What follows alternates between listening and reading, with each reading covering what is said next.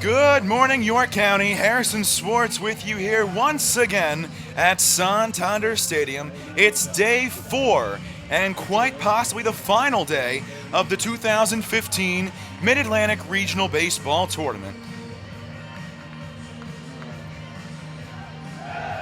This game is between the Alveria Crusaders and Johns Hopkins Blue Jays. Once again, an elimination game for the Blue Jays. The first elimination game of the tournament for Alveria, who comes in with a record of 34-13. They were beat pretty badly yesterday by the Salisbury University Seagulls. Johns Hopkins comes in, they got their 30th win of the year last night after they got some revenge against the Misericordia Cougars. They beat them 7-5 in a very thrilling game that came down to the wire in the 9th inning, and Ross Lazicki, in relief for the Blue Jays, came in and got the game-ending 4-6-3 double play. At neutral sites this year, the two teams pretty close in record. Hopkins 11-5, Alveria 11-6. On the mound for the Blue Jays this morning, Justin Dreschel. We've seen him a couple times in the regional, both times in relief. He's making his 4th start of the year. The senior captain looking to take Hopkins to the championship game later today against Salisbury. The winner of this game will have to beat the Seagulls twice, once today and once tomorrow, if they will want to become champions. The Seagulls, though, only one win needed. They are 4-0 in this tournament. Here's the lineup Justin Dreschel's going to face today. Richie Ricciardi leads off. He's at shortstop. Ben Dubas bats second. 4 long balls on the year for the left fielder. Ben Sawyer, the team leader, and I think every offensive category, at least the ones I have marked down here, home runs, average, RBIs, runs scored, slugging, he's ridiculous at the plate. He'll bat third. He's in right field. Chris Burns bats cleanup. He has 5 long balls on the year. He'll be behind the plate. Zach Nadolny, the DH, bats 5th. Cameron Coons in the 6th spot will play first base. Dan George in the 7th hole will be at the hot corner today. He's at a 3rd. Brock Martin at 2nd, bats 8th. And Vinny Case rounds out this Crusaders lineup. He will bat 9th and play center field. Like I said, Justin Dreschel on the mound, the senior, 6'4", 200 pounds, from Springfield, Virginia. Went to Hayfield Secondary High School. He's ready to go, the righty, to face the lefty, Richie Ricciardi. He'll kick the first pitch, a fastball, in for a strike. First pitch, 11:01, a minute after the scheduled start time. The temperature out in center field says 87. I don't believe it's that warm quite yet. The 0-1, again, hits for a strike, quickly 0-2. Ricciardi in 2013, or back in 2013, he was selected to the Atlantic Collegiate League All-Star Game. Out of the windup here, the 0-2. Check swing. Did he go? No, says Jeff Arthur. He's down at third base. Tom Gandolfo wanted the appeal. He went right to him. It's a 1-2 count. Ricciardi comes in hitting .247, the lowest batting average in this starting lineup for Alveria as a team. Comes in hitting .319. The 1-2. Line foul and out of play on the left side. Ricciardi, a senior. In 2013, he started all 45 games and he hit .291. That average well down to .247 this year, though, in his senior campaign. Again, the 1-2. Breaking ball called strike 3 on the outside corner. Tom Gandolfo punches him out. Out number 1 this morning. Ricciardi down on strikes. That's number 32 on the year for the senior captain, Justin Dreschel. 39 2/3 innings pitched this year, 24 hits allowed, 12 runs, 8 earned, ERA of 1.82. Another lefty stands in, Ben Dubas. Now first pitch to him. Fastball, missing outside, 1-0. Now Dreschel, back against Misericordia on Wednesday night, came in, 3 innings, pitched in relief, 2 hits, 3 runs, and a couple of those 3 were earned. Here's the pitch. Breaking ball. Again, missing up and away, and it's quickly 2-0. In the regional, he has not struck out anyone. He's walked 4, and he's hit 3 batters. 2-0 from Dreschel. Again, up and away, 3-0 count. He has been a little shaky on the mound. Talking to pitching coach Andrew Furman, he says he's just a tad amped up. But he's been good on the mound as a starter. We'll see if he can calm down today. Here's the 3-0. That one low, a 4-pitch walk, and on first base, the first base runner of the day for either team, Ben Dubas. Again, you can see the starting lineup for Alveria. And on the left, how they'll line up in the field when it's the Blue Jays' turn at bat. We'll take a look at the Blue Jays' defense here. Brian Lynn, Tommy Mee, and Chris Casey out in the outfield. Chris Casey making his first start in right field of the regional, first since the first game of the Centennial Conference Tournament. As Ben Sawyer stands in, hits one well to deep center field. On the run, Tommy Mee, shy of the warning track. He'll run that down for out number 2. Ben Sawyer quite possibly the most dangerous hitter in the ball game for either team today.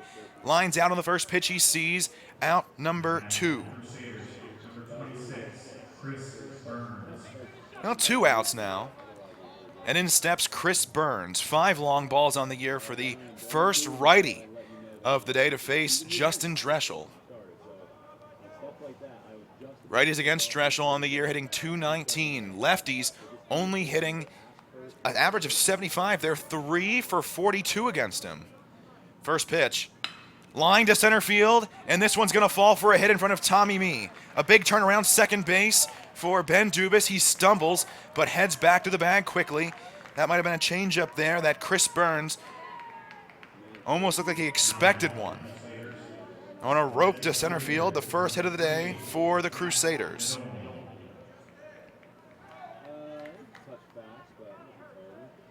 Well, there are 2 outs in the top of the first inning. There's no score, just getting underway. It's game 13 of the tournament, the 5th game for the Blue Jays, 4th for the Crusaders. Out of the stretch here against Zach Nadolny. First pitch is low, and it's a 1-0 count.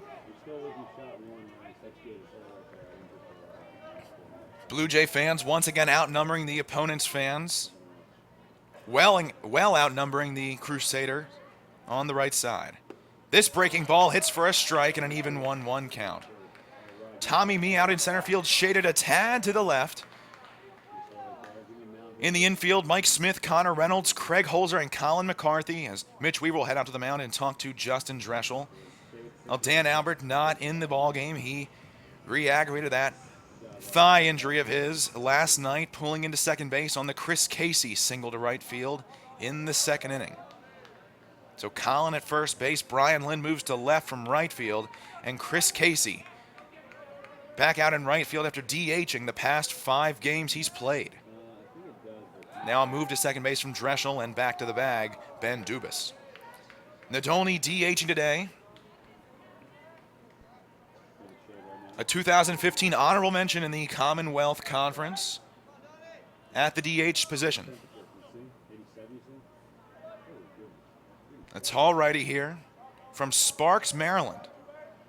Only about 30 minutes north from Johns Hopkins. The pitch, breaking ball, grounded foul just outside the bag at third and down towards that third base side bullpen bench. Well, the count now 1-2 to Zach Nadolny. There's 2 on base for the Crusaders against Justin Dreschel in his first inning of work. He's looking to complete his 4th inning of the tournament. This is his 3rd appearance, 2 in relief. 4th start of the year, 4th start of his career for the senior captain. Now a move to second base. Holzer and Reynolds meet at the bag, but there's no throw from Justin Dreschel. All time, these 2 teams have met 7 times. Once earlier this year, the Blue Jays won that game 15-3 at Stromberg Stadium down in Baltimore. All time, though, the Blue Jays lead the series 4-3.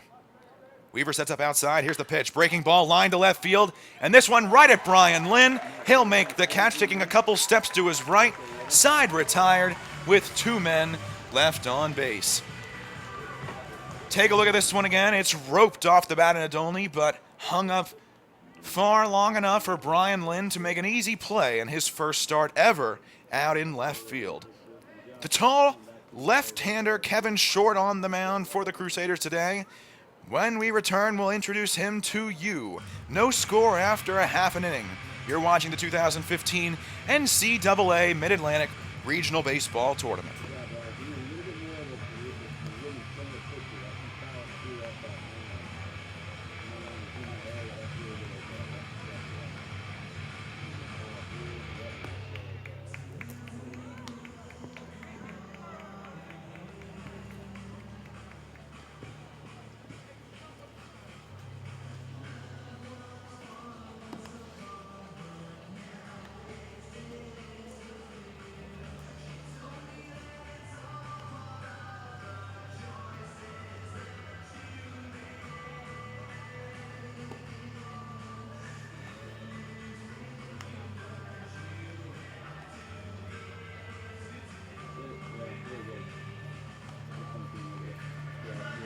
Bottom of the first inning, there's no score here at Santander Stadium. Harrison Sports with you for every Blue Jay game here in the Mid-Atlantic Regional. On the mound, Kevin Short, the tall freshman. So you got a senior for the Blue Jays on the mound and a freshman for the Crusaders. We'll see how he does today. 6'5", 228, a couple of tall guys on the mound for the two teams today. From Berlin, New Jersey, went to Overbrook High School. He's making his 6th appearance and start of the year. An ERA of 5.12, a record of 0-2. Now this ratio, strikeouts and walks, not very good. He's struck out 11 while walking 21 batters this year. In 19 1/3 innings pitched, he's allowed 15 hits, 12 runs, and 11 of those earned. Opponents hitting .221 against him, and he's allowed 3 doubles this year. Here's the lineup he'll face: Connor Reynolds, Brian Lynn, Colin McCarthy here in the first. After that, Craig Holzer, Chris Casey, Mike Smith, Ryan Orgalevich, and Mitch Weaver. 7 and 8, and then Tommy Meebats 9th. It's the 5th time this year that both Ryan and Mitch have been in the lineup together. Both catchers flip-flopping back and forth in games. Ryan DHing, Mitch behind the plate. In steps Connor, first pitch. Upstairs, 1-0. Third baseman Dan George playing on the infield grass, as is the first baseman Cameron Coons. Middle infield back, outfield at normal depth. No shift on for the shortstop. 1-0. This one in for a strike on the inner black, 1-1 count. Connor leads the team with 55 runs scored. 5 more than Ben Sawyer, who leads the Crusaders. 1-1. That one low and outside, says Tom Gandolfo. And a 2-1 count. Connor in this tournament, 3 hits versus Catholic, 4 versus Penn State Berks. He has 24 multi-hit games on this season. Here's the pitch. This one lined right off the third baseman Dan George's glove, into the glove with a shortstop Ricciardi, and out at first base, Connor Reynolds. We've seen so many of those lucky or unlucky bounces, depending on which team you're on.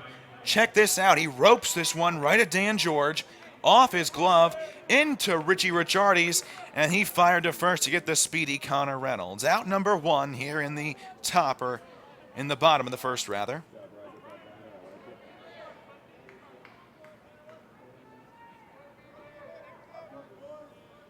Well, 1 out, in steps Brian Lynn, batting from the right side for only the 2nd time in the regional. He hits this one well to deep left. Going back Dubas, he'll look up. That one bangs off the arch nemesis. Around first base, Brian Lynn.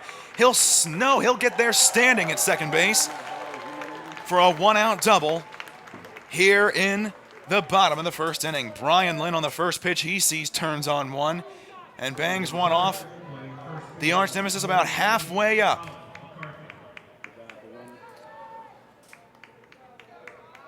So the second runner in scoring position today, 1 for each team, and Colin McCarthy stands in with an RBI opportunity. Colin had a 2-run shot over the arch nemesis last night, his 4th of the year, the team's 32nd. He's ready to go, first pitch. That one misses upstairs for a ball, 1-0 count. Colin riding an 8-game hit streak, by the way. Brian now has a 6-game hit streak after that double. And he's reached base in 16 straight games, the longest stretch on the team currently. A 1-0 count.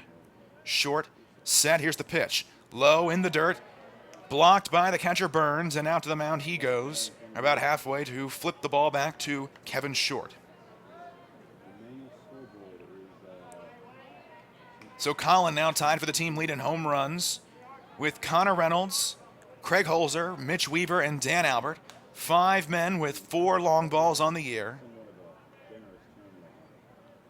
Here's the 2-1. That one in for a strike. And the count now 2-1. Colin comes in hitting .367. Well, that average good for 3rd on the team. Passed over Dan Albert last night. In that game, Dan went 1 for 1 before leaving the game with that injury. Breaking ball here, nowhere near the zone. And now Colin way ahead of Kevin Short, 3-1. Colin back on April 10th of last year against Alveria. He went 3 for 4 with 4 ribbies. He'll look for another big day at the plate here. And the pitch, fouled out of play. And it'll bang off the facade of club level, and the ball lands right in front of us at the picnic tables in front of the press box.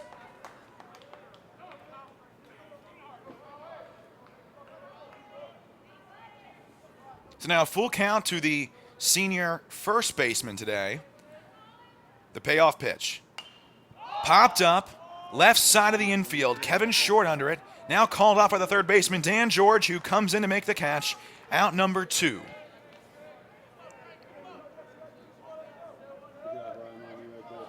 Well, Blue Jay fans, you can stay connected with Hopkins Sports on Facebook, Twitter, Instagram, and YouTube for up-to-date info on everything Johns Hopkins Athletics. Please send us a photo of yourself and a friend at today's game with the hashtag #PackTheNest, and you could be featured on the video board at the next home game, which will be next season. Well, now the cleanup batter, Craig Holzer, will stand in. The team leader in average and RBIs. First pitch, breaking ball upstairs. Not a whole lot of break on it, 1-0. Thanks for tuning in this morning. A nice day out, not too many clouds in the skies. Unfortunately, though, rain expected early this afternoon. That might be why they moved this game time up. This game was supposed to start at noon today. The 1-0 to Craig is low and inside, 2-0 count. But late last night, about the 9th inning of the Misericordia Hopkins game, I got a message saying that the game time moved up to 11 a.m. this morning. So we're back here about 12 hours later. The team back out here around 8:30 this morning to hit and get ready. Here's the pitch to Craig. Again, low, gets away from the catcher Burns. Down to third, Brian Lynn. And into left field, that one off the glove of Dan George. Coming in to score the first run of the day, Brian Lynn. And the Blue Jays will take a 1-0 lead here in the bottom of the first inning. Take a look at this one again. Brian, a risky move going down to third base. That one not far away from the catcher, Chris Burns. Had he thrown down there a strike, Brian may have been out, but an off-target throw and off the glove of Dan George into left field. Now Dubas did not do a good job of backing up on that one. He stayed at his normal position and broke for that ball late. Brian Lynn came in to score easily. It's 1-0. Well, now nobody on base, back into the windup for Kevin Short. Craig in a 3-0 count, no longer an RBI opportunity for the senior second baseman. Taking all the way, it's called a strike, a late call from Tom Gandolfo. Holzer nearly ready to flip his bat towards the third base side dugout and get his free base. Here's the pitch from Short. That one again in for a strike and fouled out of play on the right side, 3-2 count. Craig's riding a 9-game hit streak. Yesterday against Penn State Berks, he went 3 for 5 with a couple of RBIs. Drove in a run, even grounded into a double play. Got his 23rd multi-hit game of the season, which does lead the team. Payoff pitch. Check swing. He went around too far and he knew it. In fact, he even foul tipped it into the glove of Chris Burns for out number 3. The first strikeout of the game for Kevin Short, his 12th of the season. You can clearly tell he went around way too far there. And the side retired here in the first. Brian Lynn comes in to score, though, on the throwing error from the catcher, Chris Burns, and it's 1-0 Hopkins after 1. You're watching the 2015 NCAA Mid-Atlantic Regional Baseball Tournament.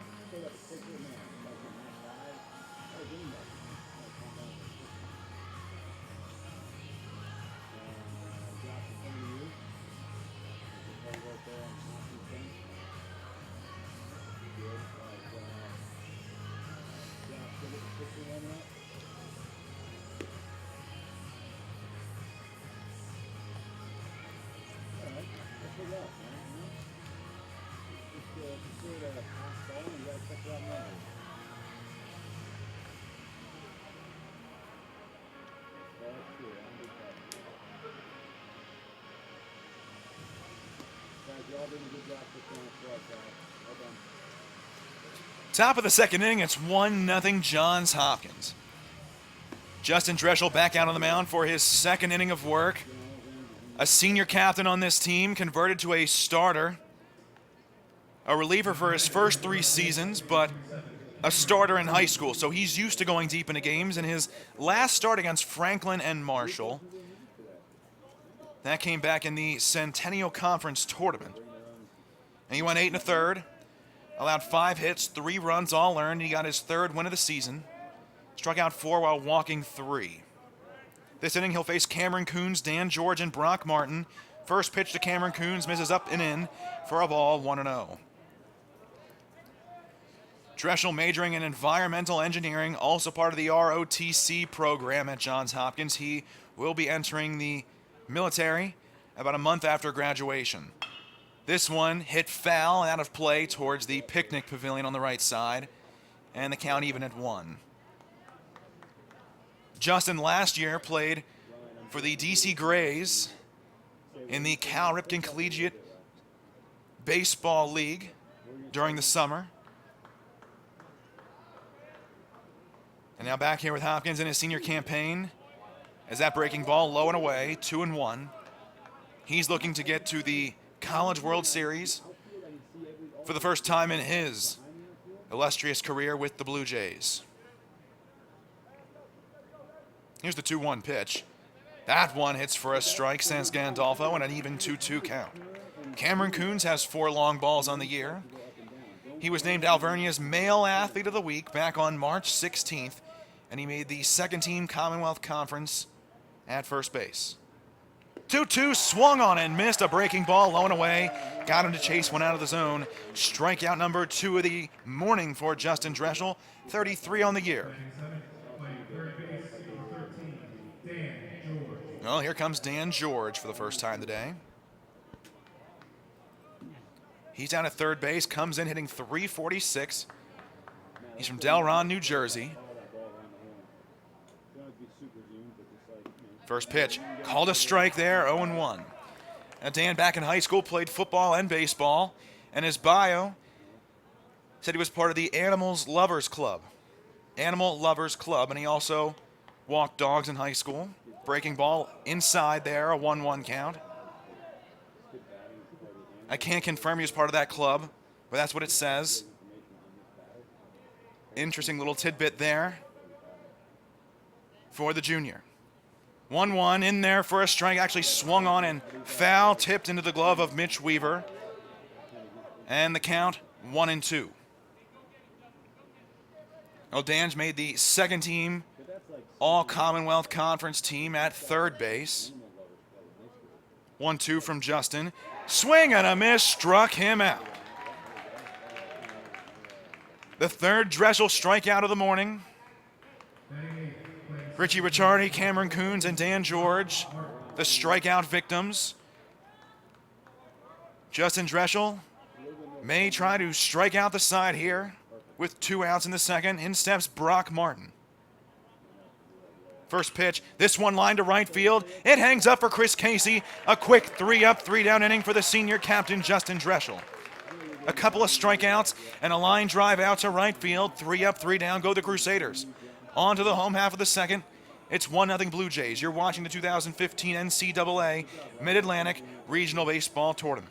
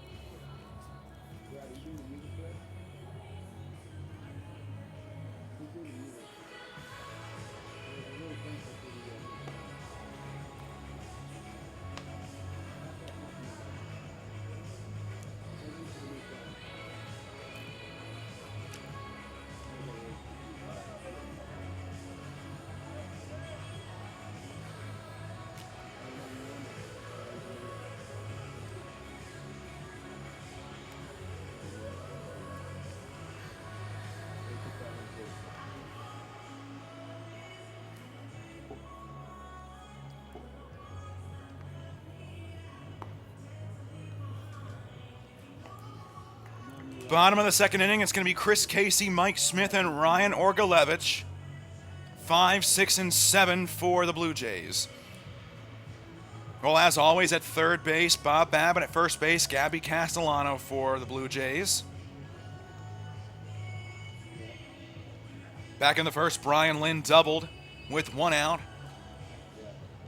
Got to third base on a ball that got away from the catcher, Chris Burns, but a bad throw down to third base and into left field allowed Brian Lynn to score easily, and that's how they have a 1-0 lead.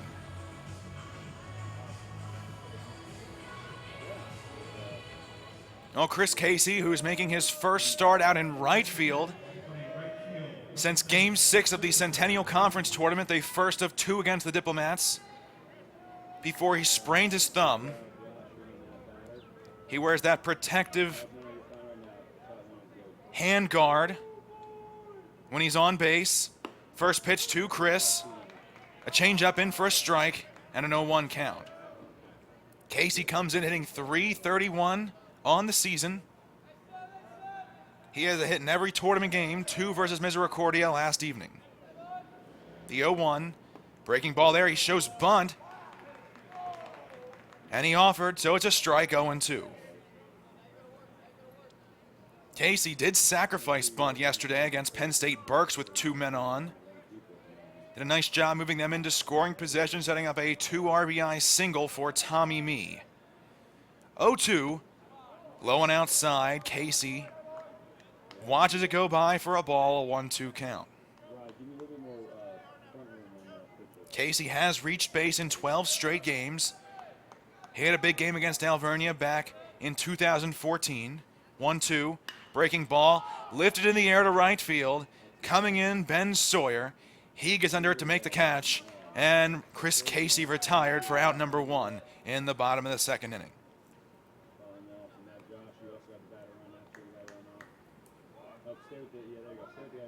Well, in steps Mike Smith.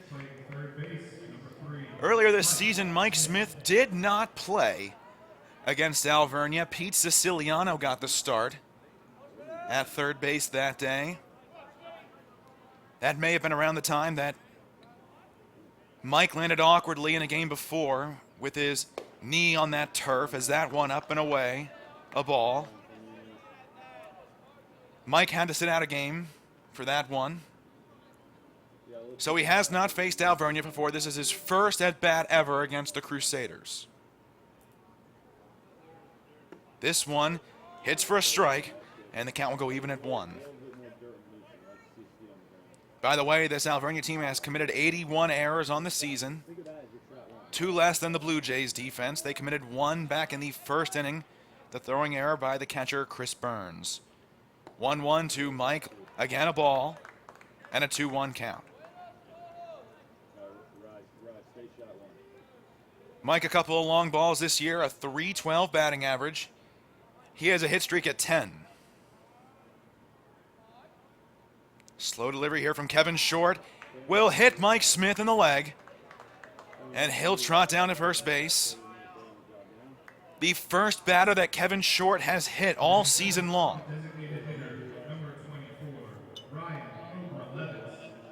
So Mike Smith on.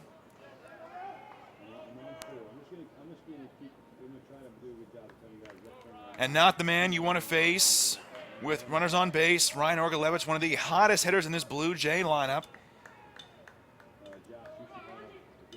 Had a 2-run shot against Catholic on Thursday over the arch nemesis, his third of the year. And he'll lift this one, and it goes foul, out of play on the right side. Yesterday, he got the start behind the plate against Misericordia. He reached base 3 times. A walk in the 5th, a single in the 6th inning, and a fielder's choice in the 8th. Did score once as well. This one lifted to right field, this one in play. Going back, Cameron Coons, called off by the second baseman, Brock Martin, who makes the catch in foul territory. A nice running grab there. I believe basket style as well. Check this one out again.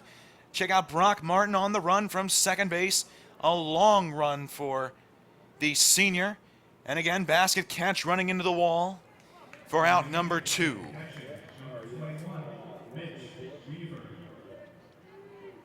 No, 2 outs and in steps Mitch Weaver. Weaver did not play in the game against the Cougars last night, but did start against Penn State Berks. And in that game, he reached base twice, a single in the 3rd, walked in the 5th, got an RBI in the game as well. He has 4 hits in the regional. Lefty-righty here, first pitch. He lines this one to deep left. This one's going to bang off the arch nemesis about halfway up. Around third base, Mike Smith trotting into third base, and a 2-out double for Mitch Weaver, the second Blue Jay double of the day, their 109th on the season. Mitch Weaver stays hot at the plate as well. He gets his 5th hit of the tournament. As you can see here, that one bangs just to the right of the well span sign up there. And now another RBI opportunity for Thomas Mee. He stood in yesterday against the Nittany Lions with runners on 2nd and 3rd and 2 outs in the 2nd inning, in fact. He roped one down the third base line that scored 2 and gave the Blue Jays a 2-0 lead. Weaver at 2nd, Smith at 3rd. First pitch to Tommy. In for a strike, and 0-1 count.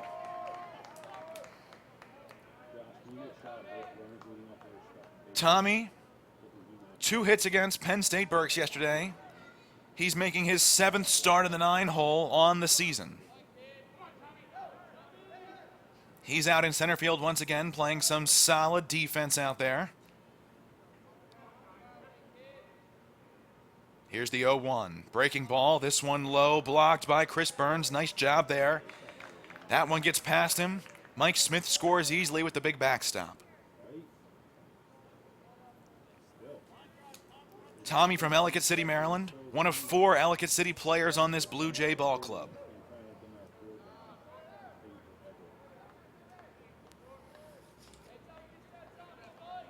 Went to Wild Lake High School. 1-1. Missing low again for a ball. Back in 2014, he appeared in 12 games, totaling 4 at-bats. Back in high school, 2nd team All-County as a junior, and 1st team All-District as a senior. When he's done his 4 years at Hopkins, he hopes to attend medical school.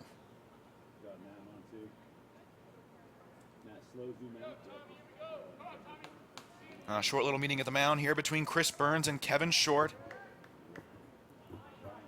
Another shaky inning for the tall freshman southpaw for the Crusaders. The winner of this game plays Salisbury at 2:30 today, the championship game.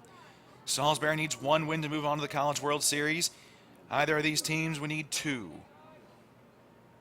The pitch, up and away, and now a 3-1 count to Tommy Mee. And by 2 wins, I mean after this one, 2 wins. They'll need to beat Salisbury twice. It's a double elimination tournament. Both of these teams have won once. Salisbury in 3 games has not lost. In fact, 3 blowouts for the Seagulls. Here's the 3-1 to Tommy. Up and away, a 5-pitch walk, and the bases will be loaded for Connor Reynolds. We head back to the top of the order. Well, the big concerning thing for Kevin Short, his walks allowed this year. He's allowed 22 now, and he's only struck out 12. Not a great ratio for the freshman, who obviously struggles to find the zone at times. Well, Connor in his second at bat of the day now. Back in the first, he grounded out to third base. A ricochet off the glove of Dan George into Richie Ricciardi's glove. An unlucky bounce for Connor. Lucky if you're a Crusaders fan. Well, the bases are juiced. They're full of Jays. Smith at third, Weaver at second, Tommy Me at first base. Reynolds awaiting the first pitch. Here it is. Right there for a strike, says Tom Gandolfo. And the count 0-1.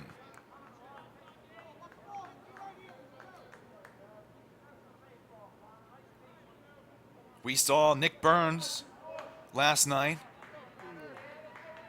Another freshman lefty for the Blue Jays. Struggle in the first 2 innings. Here's the 0-1, a breaking ball. Hits for a strike. Connor, baffled with the call from Tom Gandolfo there. Thought that one was out of the zone. And now a tough situation here. He's down 0-2. But Nick Burns struggled through 2 innings last night, but then settled down and got into the 8th inning. That was his first ever postseason start. 0-2 to Connor. Breaking ball swung over top of and missed. Side retired. The Blue Jays, with a golden opportunity, leave the bases loaded. We'll see if that comes back to haunt them later in the game. Connor goes down on 3 pitches. A tough at bat for the sophomore shortstop. Bases left loaded. We head to the bottom, or rather top of the third. Coming back for the third time, the Crusaders. 1-0 Blue Jays. You're watching the 2015 NCAA Mid-Atlantic Regional Baseball Tournament.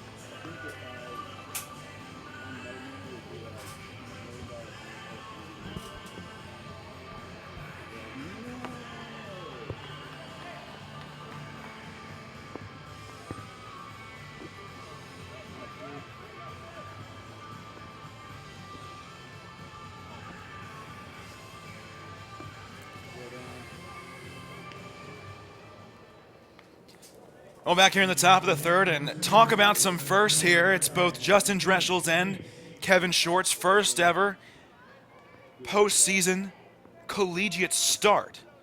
Not appearance for Dreschel, but start for both of them. The first one ever. Dreschel doing a good job so far. Hasn't allowed a run, but has allowed 1 hit. In steps Vinny Case, first pitch. That one nowhere near the zone. It gets back to the backstop, past Mitch Weaver. Looked like he didn't even bother to try to snag that one. Nowhere near the zone, way outside. A 1-0 count to Vinny Case. Here's the pitch. Breaking ball. This one nowhere near the zone. It nearly hits Case in the head. Well, Dreschel has struggled with command during the regional. He has hit 6 batters on the year, 3 during the regional tournament. 4 wild pitches for him as well. The 2-0. That one nearly hits him. Well, the Alveria dugout making some noise now. And just that quickly, Tom Solomon, the senior lefty, races down to the Blue Jay bullpen, as will bullpen catcher Dave Mampry. Now see, I say Dressel doing a good job, and he throws 3 straight balls nowhere near the strike zone. The 9-batter Vinny Case then back to the top of the order for the Crusaders. Here's the pitch. That one will hit for a strike, a breaking ball. Dressel regains the zone there. And the count now 3-1. Case comes in hitting .279, the second lowest in the lineup today. Inside and low, ball 4, a 5-pitch walk for the 9-batter. Well, that's the second walk allowed today by Justin Dressel. No meeting from Andrew Furman, the pitching coach for the Blue Jays, quite yet. But I'm sure he's thinking about it. Tom Solomon down in the pen. He's tossing down there. And in steps Richie Ricciardi. First pitch. Outside. Ball 1. Now Mike Smith in at third base. May be expecting a bunt here. Over at first base, Colin McCarthy holding on. Vinny Case at the bag. Here's the pitch. He just shows bunt, but pulls back as that one up and away. A 2-0 count. And here comes Andrew Furman, realizing after 7 pitches that his starter cannot find the zone. Well, he said yesterday when I talked to him after the game that Justin just a little amped up out on the mound. He didn't pitch terribly against Misericordia on Wednesday evening, came on for 3 innings in relief. But last night, faced 2 batters. He hit one and walked one. After he replaced Tom Harper, Ross Lizicki had to come in and close things out. Now, Ross did a fantastic job. He only threw 3 pitches and induced an inning, or game-ending rather. 4-6-3 double play. Joe Conlon to Connor Reynolds on to Colin McCarthy to end the game. An exciting 9th inning it was. Here's the 2-0 pitch. Again, he shows bunt. That one in for a strike, a 2-1 count. Thanks for tuning in this morning. We're approaching noontime here in York, Pennsylvania. Storms expected later in the day. On first base, Vinny Case, he walked to lead off the inning. He's being held on. The pitch, 2-1, grounded left side. This could be 2. Reynolds to Holzer, on to first. He's safe at first base, says Alex Scandalis. Take a look at this one again. We'll see how close that play at first actually was. A nice turn there by Holzer. And a bang-bang play at first base. Could have gone either way. Couldn't really tell whether or not he was safe or out. But a fielder's choice, Vinny Case out at second base for out number 1. In steps the lefty Ben Dubas. And now Dressel will step off the rubber.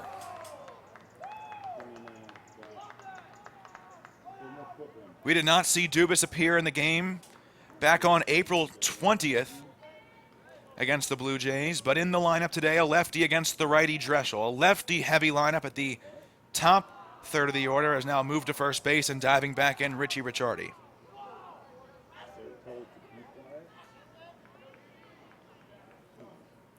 Dubas walked in his first at-bat, got out to second base, but was stranded there to end the inning after Zach Nadolny flew out to left field in a line. Now time called at the plate from Ben Dubas, who has yet to see a pitch in this at-bat. Well, hopefully for the Blue Jays' sake, Dressel has found the zone again after the leadoff walk. He's set at the belt. Waiting here, and again, time called by Ben Dubas. He doesn't like how long Dreschel's taking on the mound out there. Dreschel did appear in a game in the 2013 regional, came in relief for Jake Enterlin. He went 1 2/3 in relief, allowed 1 hit, struck out 2. That one at PNC Field in Moosic, PA. First pitch, finally, and it's called a strike. Now in that game, Dreschel got the win against Penn State Harrisburg. As you can see there, Tom Solomon is down in the pen right now, not throwing, just a spectator down there right now. And now a move to first base. Nearly got him, but back standing is Richie Ricciardi.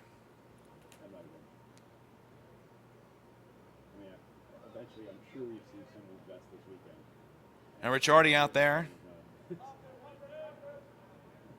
Decent speed. He's 4 for 6 in stolen base attempts this year. A big lead off first base and a big secondary. This breaking ball misses upstairs and dropped by Mitch Weaver. And the count will be even at 1.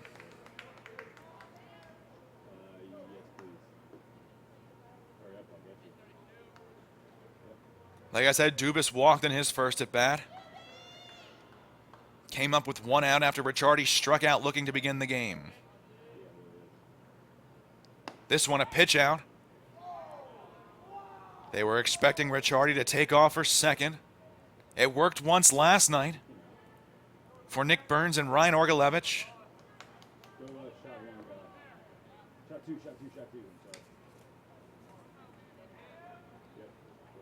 Orgy threw out Jeremy Dakotas in the first inning. Now a move to first base, this time diving back in, Richie Ricciardi. Now these two teams have met 3 times in a regional tournament. Most recently in 2013, Alveria won that one 14-4. In 2011, they won that one 10-5. This one missing low, and a 3-1 count now. Yeah, back in 2013, Alveria won 10-5, and in 2011 they beat the Blue Jays 2-1. The only Blue Jay win in a regional matchup between these two teams, 2003 when the Blue Jays won that game 14-4. Dreschel set at the belt. Runner goes at first. Here's the pitch. In for a strike. Throw to second base high. Reynolds leaps up to grab that one, but sliding in safely, Richie Ricciardi with a stolen base, his 5th of the year in 7 attempts. You can see how high that throw was from Mitch. Not a very strong throw from the junior catcher either.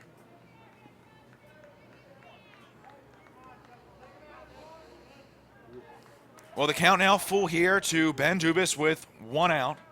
Here's the payoff pitch. Breaking ball, swung on and missed. Struck him out. Number 4 this morning for Justin Dreschel. Take a look at this one again for out number 2. Got that breaking ball right down the middle. Dubas just flat out missed that one. And now Ben Sawyer stands in. Like I said, the team leader in home runs with 10. He's got more than a third of the team's home runs this season. They have 29 total. The lefty stands in first pitch. Breaking ball, line to center field, coming in Tommy Mee. It's going to fall in front of him. Around third base, Richie Ricciardi. The throw off target, 1-1 game here in the top of the 3rd inning. Ben Sawyer comes through with his 60th RBI of the year.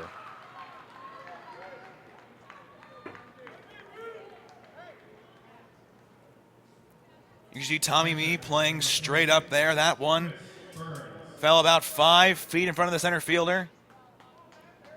And a throw home, but would have been late even if it was on target. So Sawyer now 1 for 2 today. And this game is knotted up at 1. Chris Burns will stand in, rocking the bright orange cleats. First pitch to him, a ball low, a 1-0 count. Burns singled to left field. In his first at bat, he's 1 for 1. Comes on with a runner on base each time today. Big lead at first for Sawyer. There he goes. Pitch low. The throw to second base, nowhere near in time. Sawyer slides in safely with his 3rd stolen base of the season in as many attempts. The 2nd stolen base of the inning for Alveria. Look at the jump he got. In there well ahead of the throw from Mitch. And on the season now, the Crusaders 34 for 46 in stolen bases. This one inside to Burns. And he has not seen a strike yet. And I did mention he was rocking those orange cleats. Sitting with John Alveria yesterday. They kind of surprised him. Can't remember what he said, but he liked them. The 3-0 in for a strike. The first one of this at bat is a 3-1 count. Now, obviously, Alvera's not able to play in this tournament. He has the concussion. He's probably sitting upstairs right now with the sun out. Up at club level with Raul Shaw, who also has a concussion. The 3-1 from Dreschel. This one lifted high in the air to left field. On the run, Brian Lynn. This one trailing foul and out of play. In that last section on the left side in the lower concourse. Well, after getting ahead 3-0, Chris Burns now on a 3-2 count against the senior Justin Dreschel. He's looking to complete his 3rd inning on the mound today. Tom Solomon down in the pen, just an onlooker. Here's the pitch. Breaking ball hits him in the back, and he'll head down to first base. Now, it didn't look to me like Chris Burns made an attempt to get out of the way of that one. Just kind of took the pitch, and all season long we've seen countless batters for both the Blue Jays and opposing teams get called back for not moving out of the way of a pitch.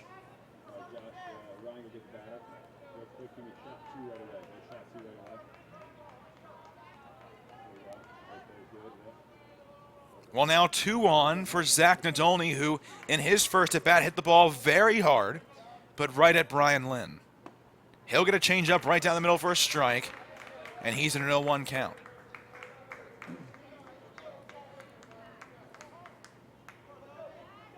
Nadolny from Sparks, Maryland, nearby in Baltimore.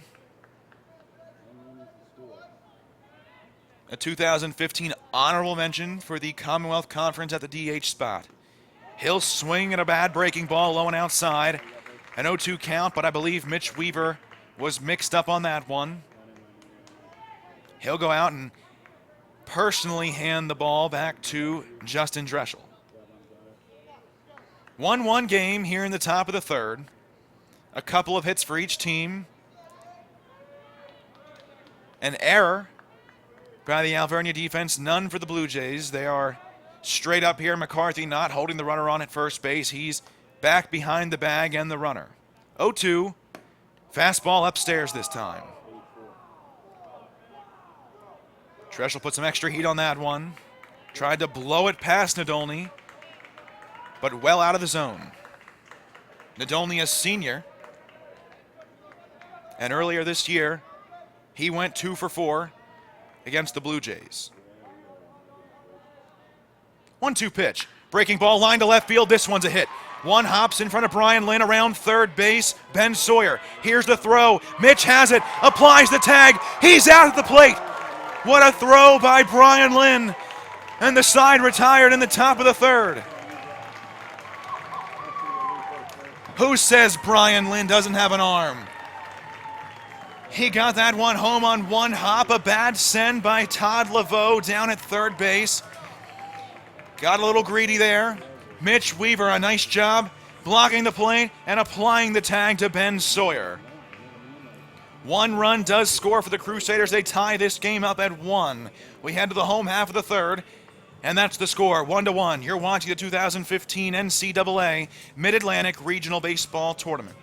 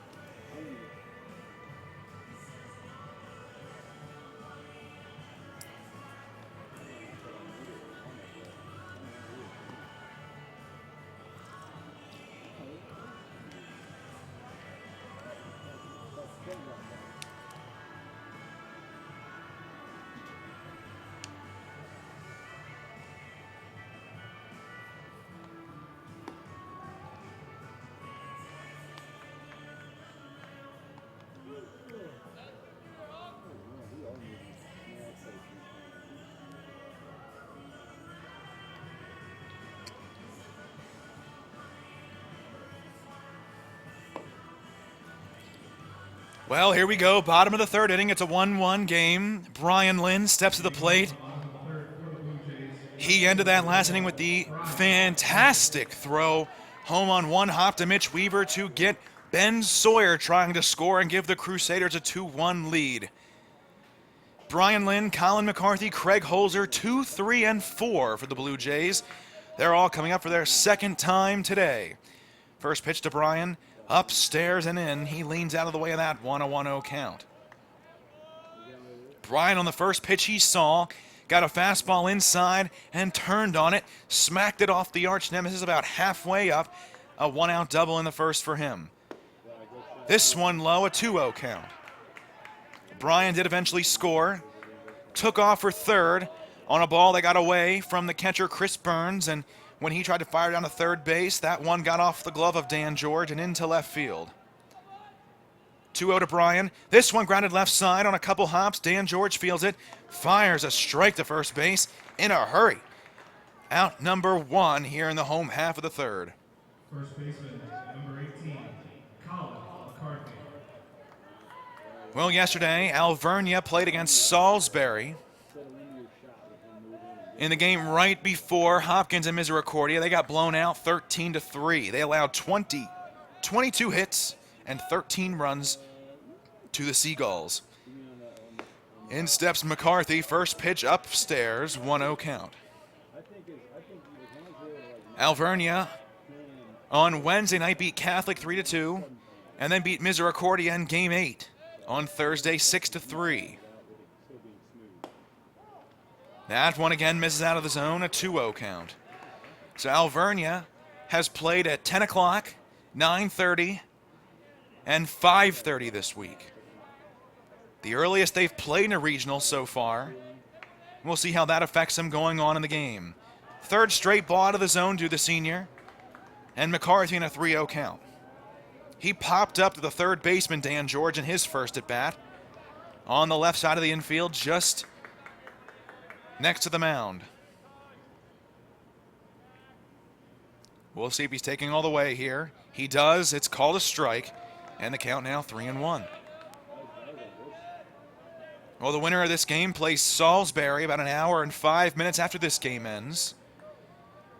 And the loser is eliminated. 3-1 to Colin. Inside, ball 4. A 5-pitch walk for the senior, and he'll head down to first base. Second baseman, number 19, Craig Holzer.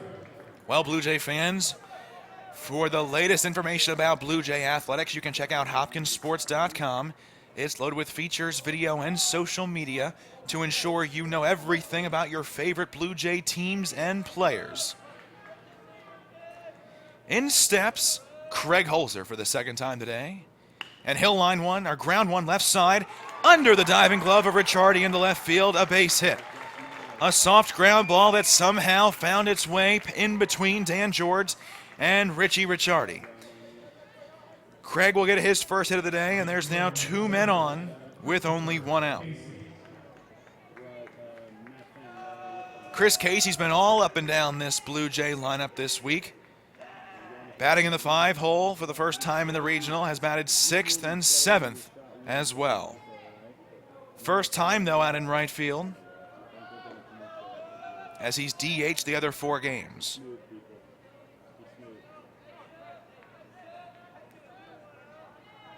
A lefty-lefty matchup here. Casey, the only lefty in this lineup. First pitch, hits for a strike. It hits off the glove, in fact, of Chris Burns. He might have been fooled there on signs with his starter, Kevin Short. Casey led off the second with a fly ball out to right field. Hit it well, but right at Ben Sawyer. No shift on for the lefty. The defense straight up. Maybe a big hole in the left side for him. Bloops this one, but foul on the left side, out of the play. Casey has reached base in 12 straight games. He'll look to extend that today. He had a big game against Alveria last year when he got a career-high 5 hits. 3 runs scored and a couple of RBIs. That game at Alveria. He likes using the left part of the field, big hole on the left side. This one bouncing in front of the plate, and the count will be 1-2.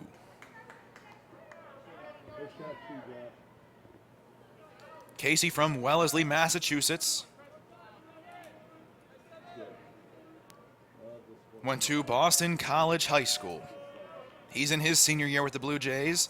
The seniors graduate this coming Thursday. 1-2. Just got a piece and fouled it back into the backstop. Well, the coaches said if the team gets to the College World Series and they are in Wisconsin, they would do a special ceremony for the seniors on this team. Now, if not, obviously they'll be back in Baltimore next Thursday for graduation. A lot of the players completing their finals this week at the hotel. Most of them at this point are done. Casey, ready to go. Again, the 1-2. Low and outside, an even 2-2 count. Casey also has a 4-game hit streak. All 4 games in this tournament. Did not play against Salisbury in the final regular season game back in Baltimore. 2 on, 1 out. Breaking ball, this one bouncing way in front of the plate, getting away from Chris Burns, and both runners advance into scoring position. And just like that, no more force, and the double play out of the question unless they get a line drive and some bad base running. And you can see here, Kevin Short, a lot of movement on that breaking ball, but not a whole lot of command on that one. Well, now the second baseman, Brock Martin, playing away from the bag at second, maybe a step or two into right field. 3-2 pitch. Reaches for it, lines it, diving catch by the second baseman, Brock Martin, way off the bag at third. Colin McCarthy has to slide back in safely, nearly doubled him up. Check this out again. Chris Casey could have taken this one to left field, but he reached for it. A nice diving catch by the second baseman, Brock Martin, and as you can see, Colin McCarthy about 15 feet down that third base line towards home.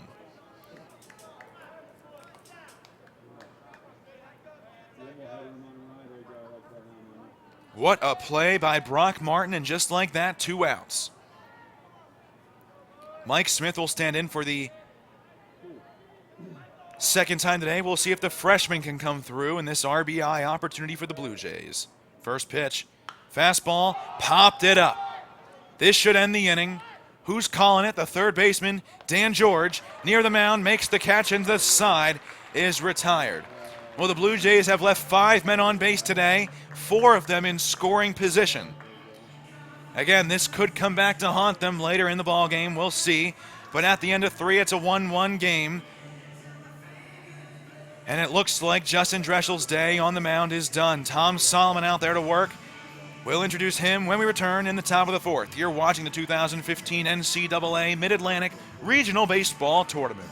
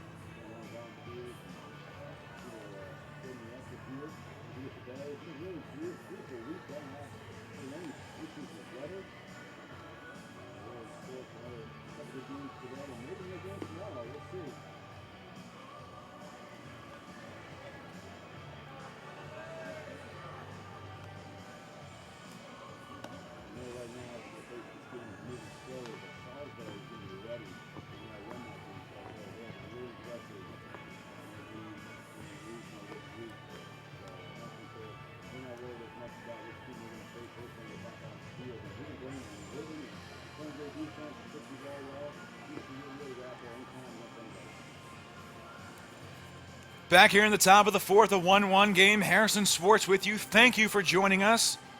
Just past noon here on a beautiful Saturday in York, Pennsylvania. We are at Santander Stadium.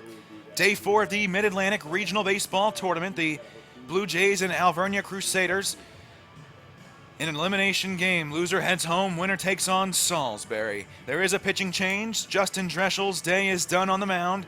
He went 3 innings, allowed 3 hits, 1 run it was earned. Struck out 4 while walking 2, and the new pitcher, Tom Solomon.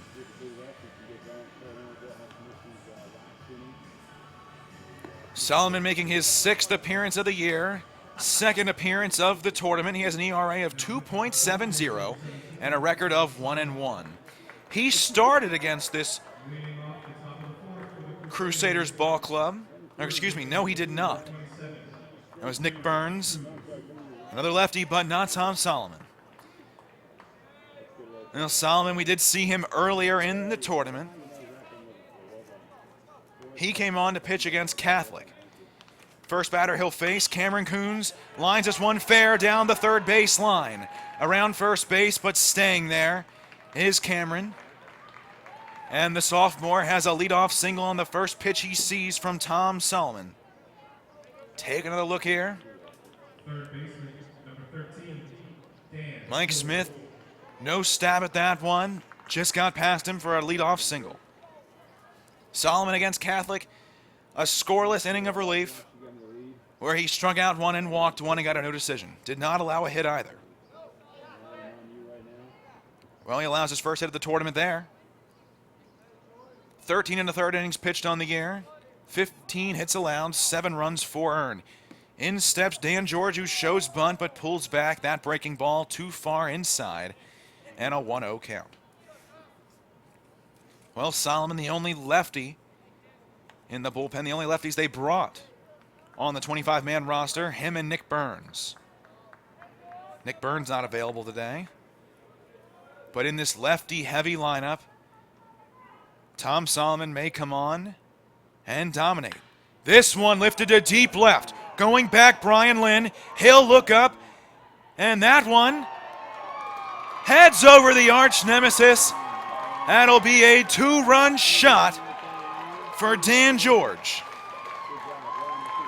Dan George hits his first home run of the year, and he puts the Crusaders up 3-1 here in the top of the 4th inning.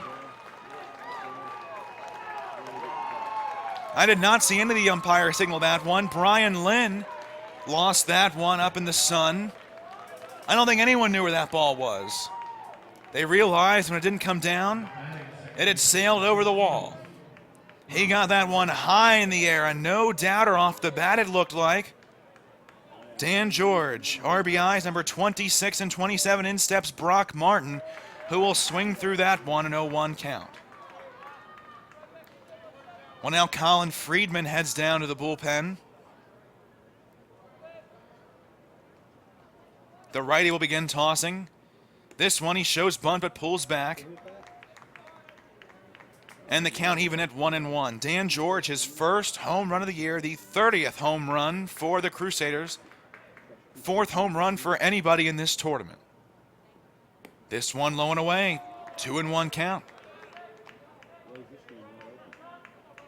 So Solomon here either can't find the zone or gave a meatball to Dan George. This one lifted to deep left, but trailing, foul and out of play.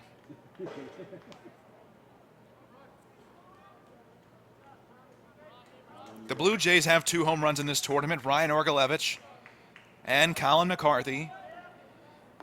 Dan George now has 1. And Danny Breen of Salisbury apparently absolutely obliterated 1 the other day.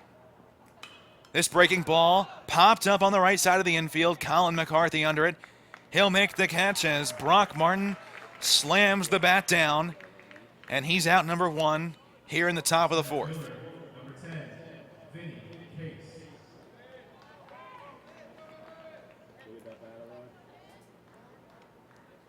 Well, 1 out, and the 9 batter, Vinny Case, will stand in now. Case this year making his 41st appearance and 38th start as a freshman. One of two freshmen in this lineup today. First pitch to him, he'll swing through a changeup low and out of the zone. And the count's 0-1. The other freshman, Ben Dubas, who's batting second today. Well, the freshman, a combined 0 for 1 with a couple of walks. This one misses outside for a ball. Maybe another curveball there for Tom. Tom's younger brother is a pitcher for the Notre Dame Fighting Irish. This breaking ball will hit for a strike, and now he's ahead in the count 1-2.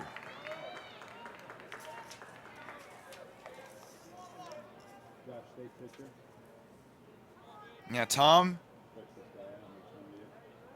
his brother, a freshman at Notre Dame. This one lifted in the air to center field. On the run, Tommy Mee. He was playing shallow. This one, a nice running grab by the sophomore center fielder to run that one down. He was playing very shallow on that one, and that one just kept carrying out towards center. Watch this play and how long of a run he had to make on this one. And in a full sprint, makes that catch a fingertip grab for the center fielder. Nice play there by Tommy Mee. And then we'll head back to the top of the order for the third time today. Richie Ricciardi stands in. He'll show bunt on a breaking ball. He did offer, says Tom Gandolfo. It's a strike, 0-1. Ricciardi struck out looking against Dreschel, and then in his second at bat in the third, Reach on a 6-4 three-fielder's choice eventually scored on the RBI single off the bat of Ben Sawyer. The 0-1, breaking ball. Soft tapper back to the mound. Solomon Fields spins, fires to first, in time. Alex Scandalis punches him out at first base, and the side retired here in the top of the fourth. But the damage done, a 2-run shot from Dan George over the arch nemesis, well over the arch nemesis, in fact. Take a look at this one again. Tom Solomon had to fire this one and got it to first by a step or two. We head to the bottom of the fourth. It's 3-1 Crusaders over the Blue Jays. You're watching the 2015 NCAA Mid-Atlantic Regional Baseball Tournament.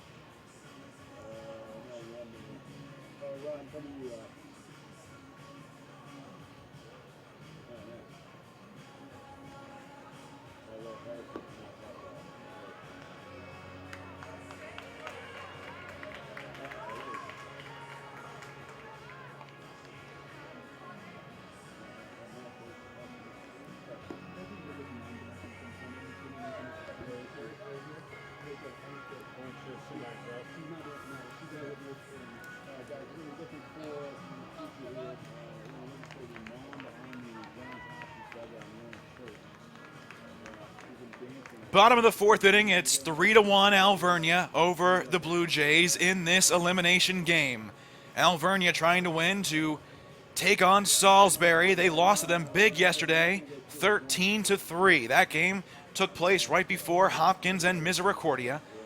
Now, Hopkins this year has some catching up to do once again. They are 2-0 in the regional when they score first, and they are 7-0 in elimination games this year. Now, once again, we catch some Blue Jay parents dancing in between innings. I talked to them yesterday. They said they've got the spirit, and they're amped up. They're happy to be here.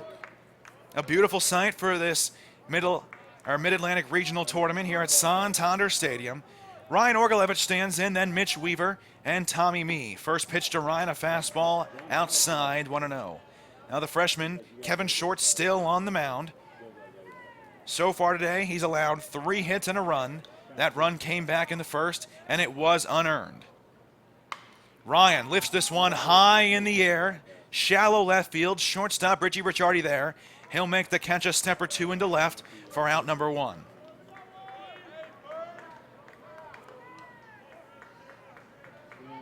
Well, back on April 20th when these two teams met in Baltimore, Alveria was taking batting practice, and one of their players, no one could ever tell who it was, but a righty was taking batting practice, smacked it right off the front of the brand new HD video scoreboard the Blue Jays have, and knocked about a quarter of it out. Weaver lines the first pitch he sees, fair into the corner, down near the arch nemesis, around first base. Mitch, the strong throw to second base. He is out at second base. What a throw from Ben Dubas. Weaver gets the single, but out at second base, trying to stretch this into his second double of the day. Weaver, not the fastest kid, got a little greedy, and he pays for it there. 2 outs, and all that helps is Weaver's average.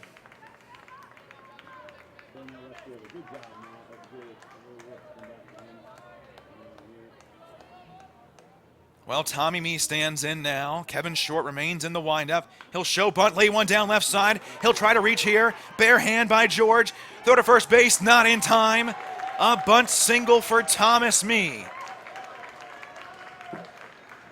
I gotta tell you, I give Tommy a little bit of heckling about the bunt he can't lay down against Catholic.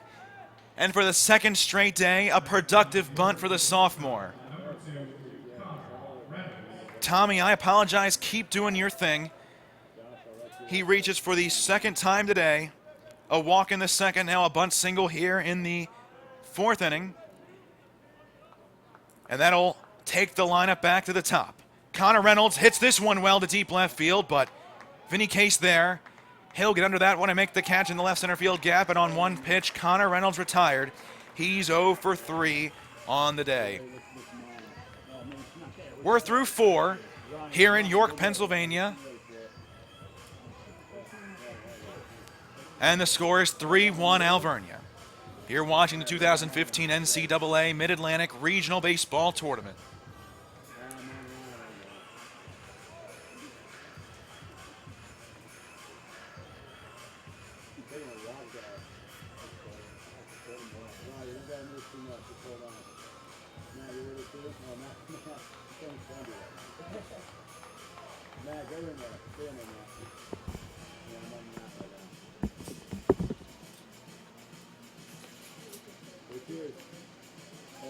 Turn down for what?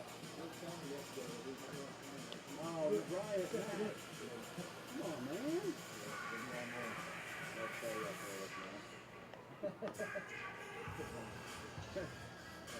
I know she got playtime, but you know, you need to keep it on the wall and take it in there.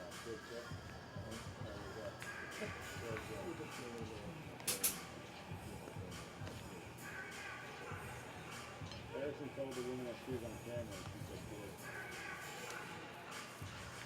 Come back to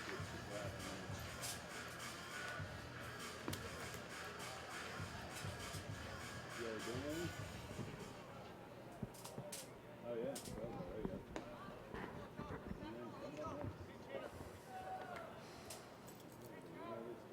Well, the senior Tom Solomon back out for his second inning of work.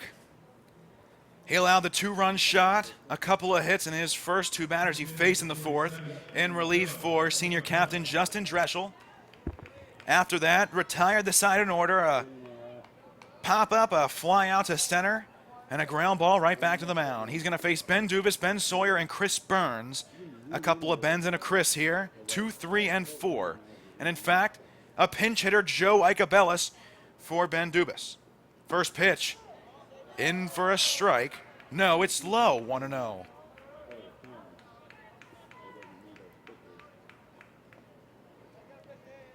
And we saw Joe Icabellis as he lines this one to right center field. On the run, Chris Casey. He'll get under it and make the catch. Out number 1. And Icabellis was sprinting around first base and made it all the way to second base on a dead sprint. Even after Casey had caught the ball. Not sure what that was all about, but it's out number 1 in the 5th.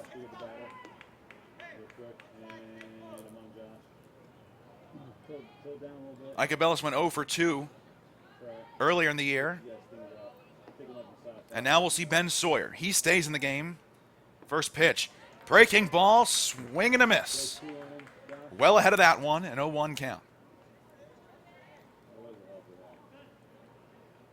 Well, down at third base for Alveria, Todd LeBeau. At first base, John O'Mara. This breaking ball picked out of the ground by Mitch, and an even 1-1 count. Hopkins has won 3 in a row. Alveria in their last game, they lost to Salisbury. Here's the 1-1 to Sawyer. Grounded right side. Couple of hops. Colin McCarthy takes it himself and steps on the bag. 2 quick outs for Tom Solomon. He's retired 5 Crusaders in a row.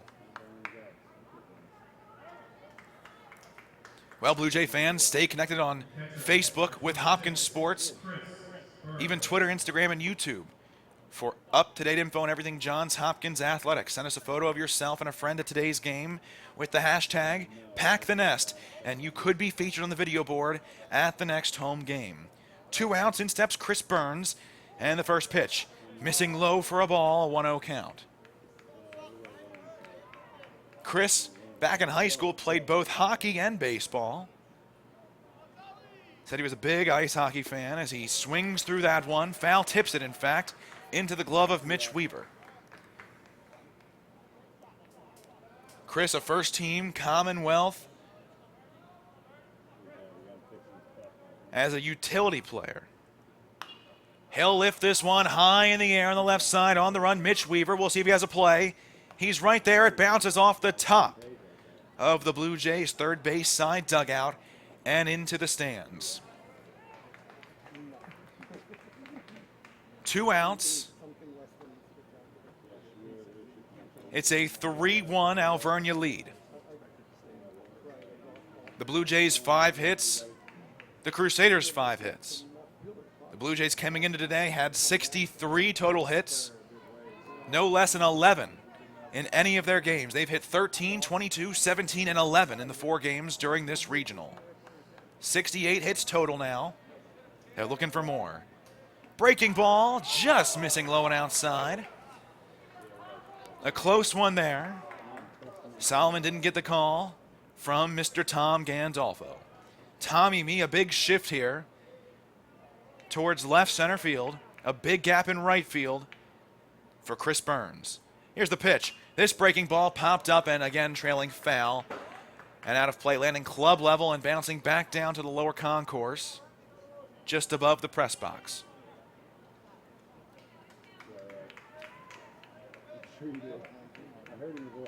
3-1 game, top of the 5th inning, 2 outs, nobody on base. The pitch, again fouled back into the netting. So Chris Burns really making Tom Solomon work as he tries to complete his 2nd straight inning on the mound. Burns today, 1 for 1, singled in the 1st, was hit by a pitch in the 3rd. 2-2. This one driven to right center field. No one playing there. On the run, Casey and Tommy Mee. It's going to fall in between them for a hit. Stopping at second base with a 2-out double. A 2-out double, Chris Burns. Again, he beats the shift here, hitting it where they were not playing. Tommy Mee expecting him to pull that one to left center field. And Chris Burns goes oppo.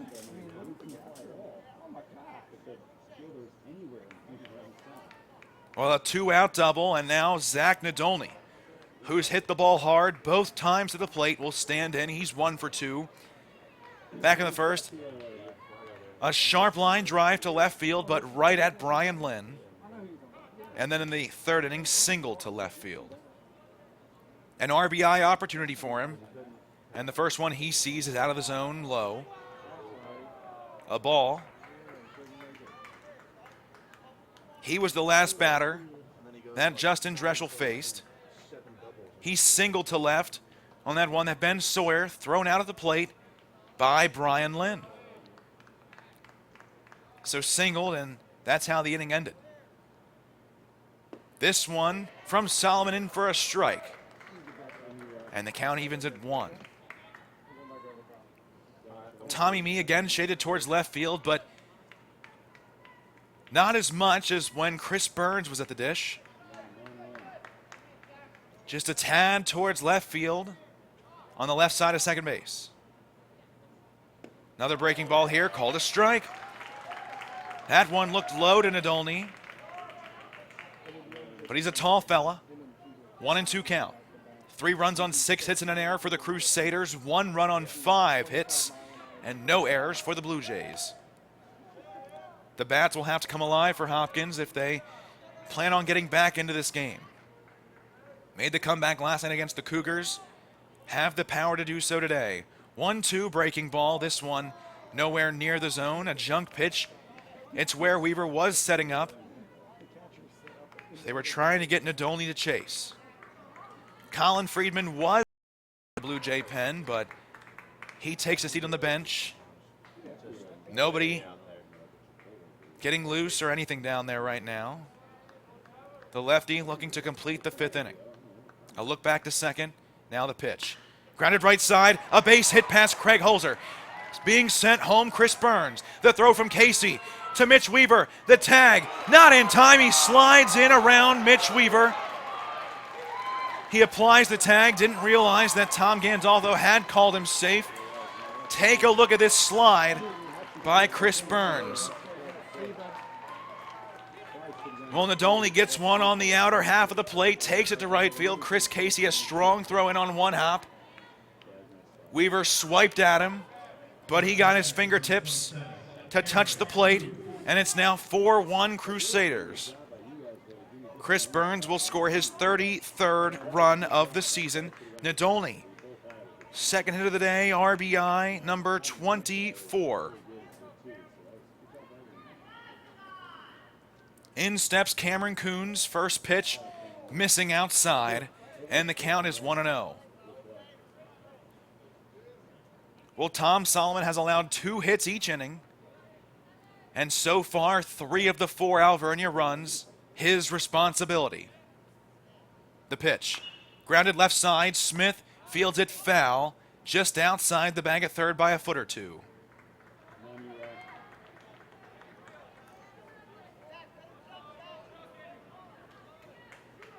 Cameron Coons, a sophomore, was named Alvernia's Male Athlete of the Week back on March 16th. On deck, Dan George. And then Brock Martin.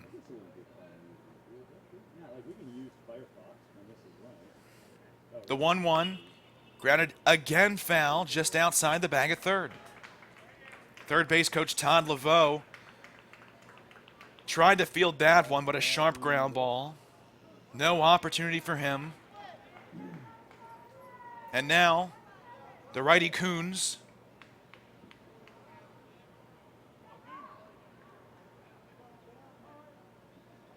In a 1-2 count.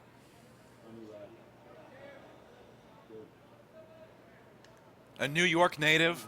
I'm not even going to try to pronounce the town he's from.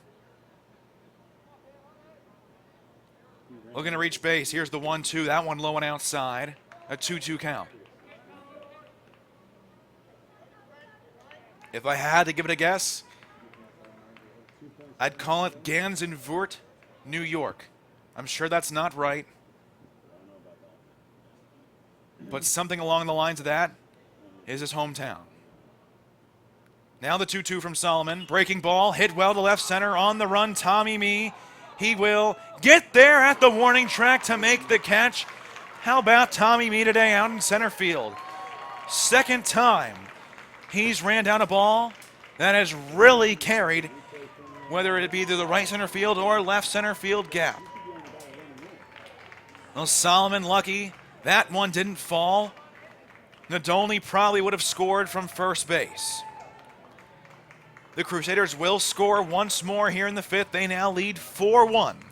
We head to the bottom half of this inning, and that's the score. You're watching the 2015 NCAA Mid-Atlantic Regional Baseball Tournament.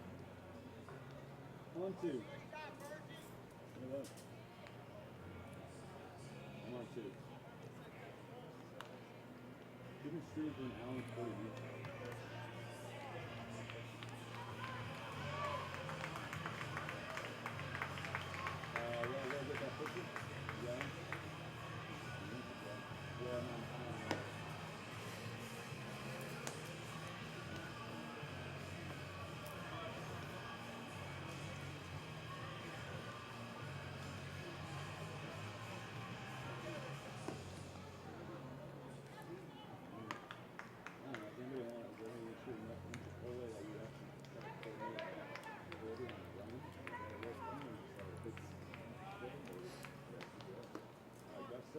coordinated correctly, he's on board.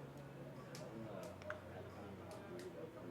Gus wants time to eat the burrito before the next one comes. So, like, essentially what we would need to do is we need to take orders. Did everybody get $10 for lunch? Ryan and Josh here? All right, so Ryan, Josh. For real? So the best way dressing off that we will do is Bottom five, the heart of this Blue Jay lineup coming to bat. Brian Lynn, Colin McCarthy, Craig Holzer. Harrison Swartz with you here at Santander Stadium in York, Pennsylvania. Day 4 of the 2015 Mid-Atlantic Regional Baseball Tournament. Brian Lynn comes to the dish for the 3rd time today. He doubled and scored back in the 1st inning. He'll hit this one well to deep left on the first pitch, but pulled well foul. Way ahead of that one. And the count 0-1. Well, Brian really seeing the ball well. His 10 hits in the regional tournament, most on this Blue Jay ball club. 0-1 to him. He'll hit this one opposite field this time, but trailing foul and out of play, landing about 1 or 2 rows into the seats. Tell you, it's nice for the Blue Jays to have Brian in this lineup. A fantastic hitting ball club with or without him, but even better with him. He came in today hitting .453, and if he had the certain number of games eligible, he'd be the batting average leader. This one upstairs to Brian. He's from Castro Valley, California. He's reached base in 16 straight games, the longest streak on this Blue Jay team. 1-2 pitch. Grounded foul outside the bag at third, behind Bob Babb, down in that third base coaching box. You guys like cheesesteaks, right? You got some pizzas? Brian Lynn, a sophomore. He has 1 career home run. It came at Haverford on March 29th of this season. Breaking ball, grounded left side here to the shortstop, Richie Ricciardi. He'll field and fire to first. Out number 1 here in the 5th.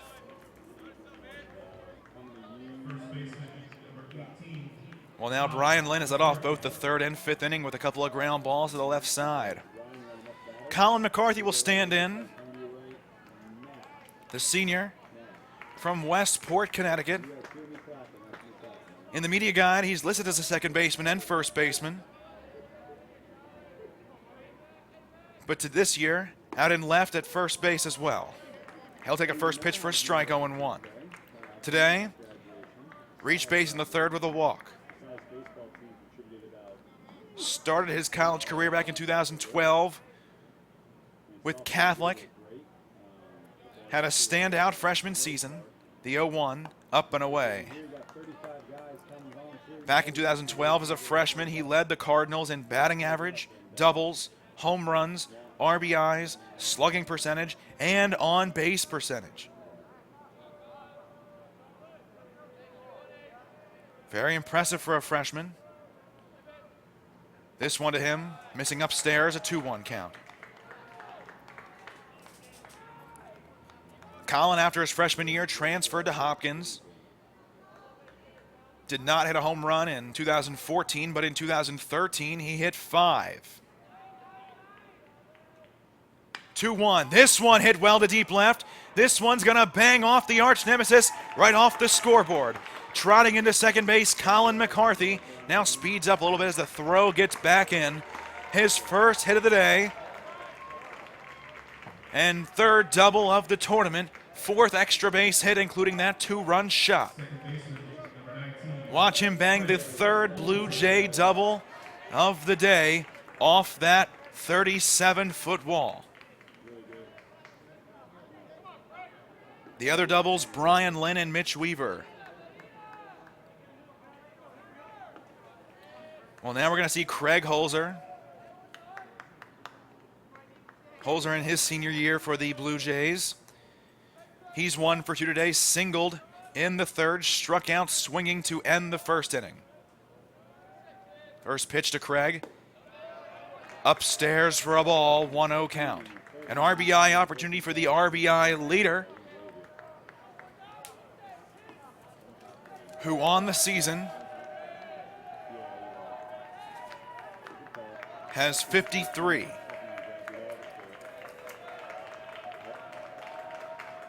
Here's the pitch. Breaking ball. Bounces in front of the plate this time.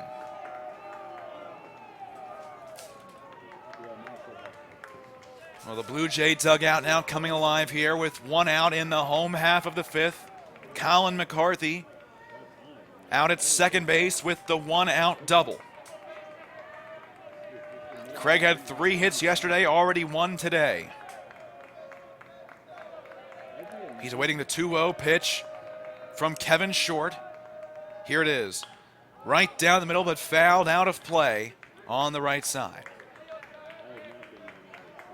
That McCarthy double was the 6th hit of the ball game for Hopkins. 4 away from their 10th straight double-digit hit game.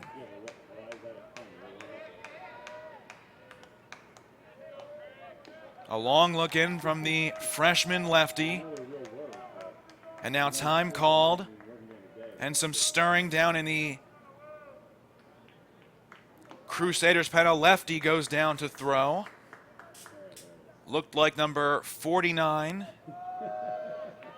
There is no 49. I could be wrong. We'll see who that is shortly as Craig Holzer takes one outside. And the count now 3-1.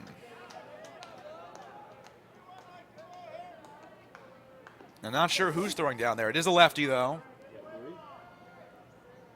Activity in both bullpens, in fact.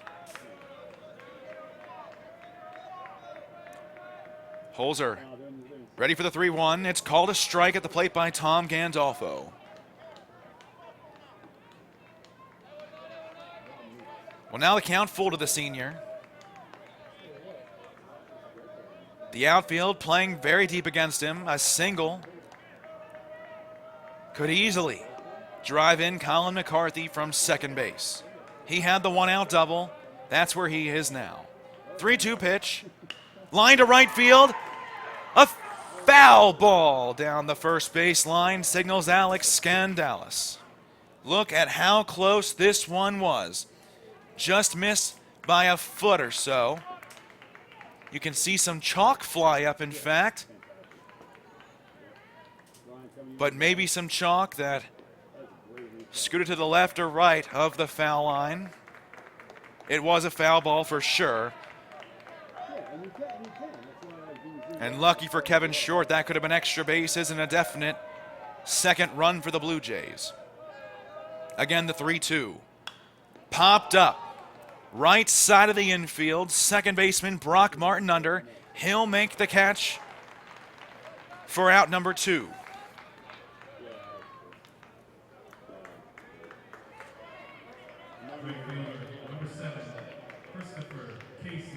By the way, a defensive change for you. Ben Dubas, who was replaced by Joe Icabellis in the 4th at bat. Icabellis now in left field.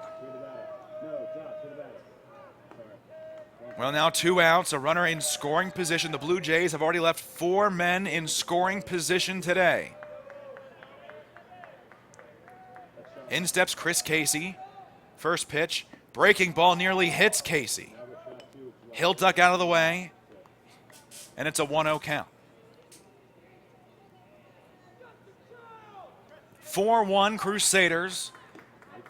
We're almost through 5 innings here in Game 13 of the regional tournament here at Santander Stadium in York, PA.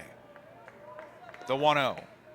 In for a strike. He swings through that one. An even 1-1 count. Casey against the lefty Kevin Short today. Well, he's 0 for 2. Hit the ball well on his last turn to the plate, but lined out to the second baseman Brock Martin, who had a nice diving catch and nearly doubled up Colin McCarthy at third base. The 1-1.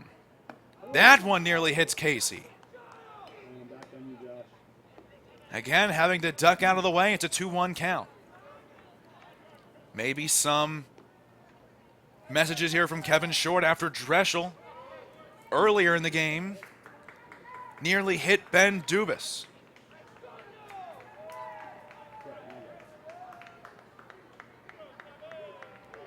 It's a 2-1 count to the lefty, Chris Casey. Here's the pitch.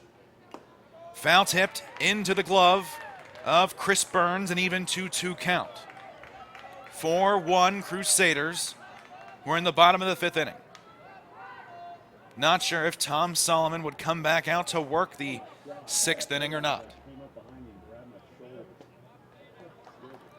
It's an elimination game. Loser heads home with a third place finish. Winner guaranteed at least second base and a matchup against the Salisbury Seagulls. Here's the pitch to Casey. This one hit well to right field. On the run, Ben Sawyer, but he's there to make the catch. And that's out number 3, side retired in the fifth. The Blue Jays, again, will leave a runner on base in scoring position, their 5th of the day. 7 total left on for Johns Hopkins. Through 5, 4-1 Crusaders. We head to the 6th inning. You're watching the 2015 NCAA Mid-Atlantic Regional Baseball Tournament.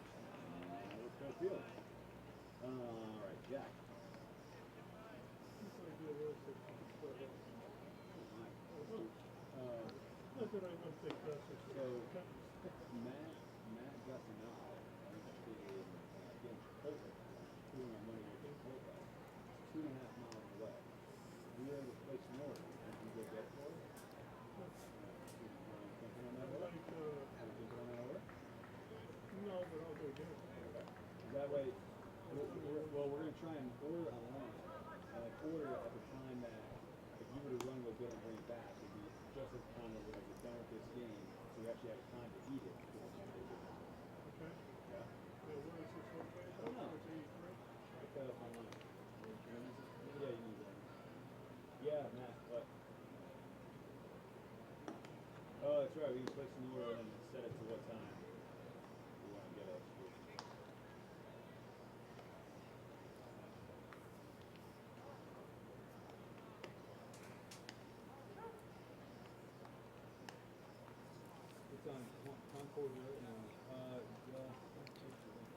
Through 5 innings here at Santander Stadium. Alveria leads this one 4-1. The DJ decided to go with no music in between the 5th and 6th inning. Interesting decision there.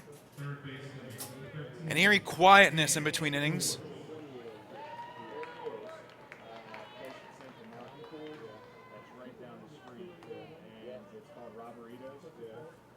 If the Blue Jays win this game, it'll be the 6th time since 2004 that they've reached the NCAA regional final. As Dan George steps in, he takes a breaking ball, hits the outside corner for a strike, and 0-1 count.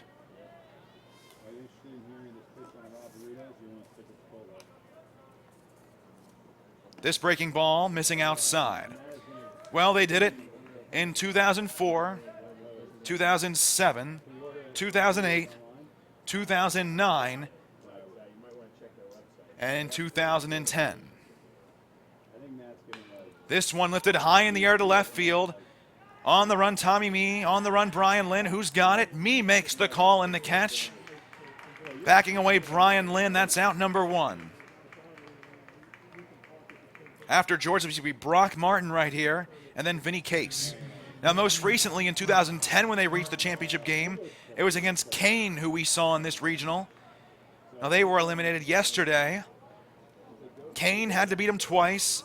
They did so in the first game, 9-6, and then Hopkins won the second one 8-3 and advanced to the College World Series for the 3rd time.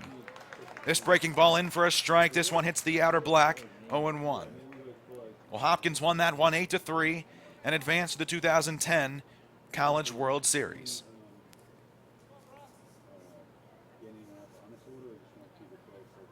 Here's the pitch from Solomon. Ground ball left side. Smith to one knee. Fields it cleanly. Fires across the diamond to get the out at first base. Nice job by the freshman who I won't stop raving about. Solid defense and a solid bat. He's going to be fun to watch for the next 3 years. 2 quick outs for Tom Solomon, who's retired 3 Cougar batters in a row. Well, in steps Vinny Case. He flew out to center field in his last at bat, and he'll swing through this one, a strike, 0-1. Case from Southampton, Pennsylvania, went to William Tennant High School. 5'10", 170 bats and throws right. Case, one of 2 freshmen in the lineup today. The 0-1 to him. Missing low on the breaking ball, picking out of the ground by Mitch Weaver. A 1-1 count. Now the other freshman was Ben Dubas, but he was taken out of the game for Joe Icabellis, a sophomore. The pitch nowhere near the zone. This one a little outside. And the count now 2-1. There's 2 outs, and it's a 4-1 Crusaders lead.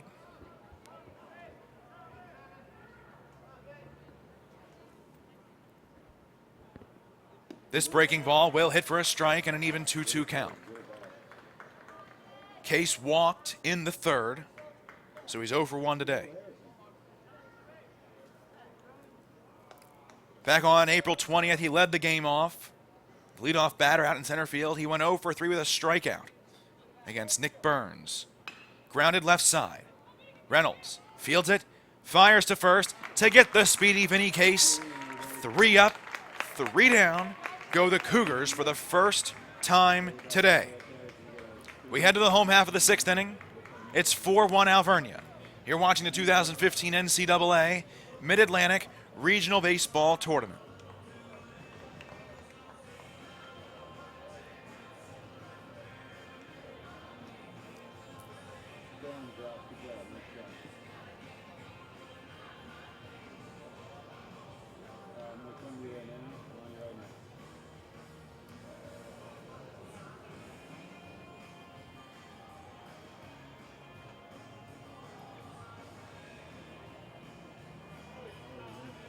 Gus already has his order in.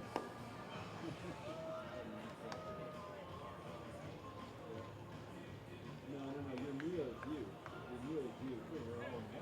No, like you need it, that's you. That's Gus. Put Gus. Say his name. That's you. Yeah, I got that. She's dancing, fire dancing again. Dance. Yep, with it.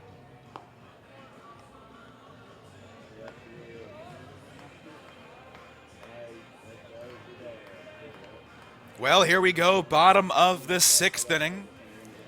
It's 4-1 Crusaders. The Blue Jays will have 4 more opportunities at least to try to come back and win this game.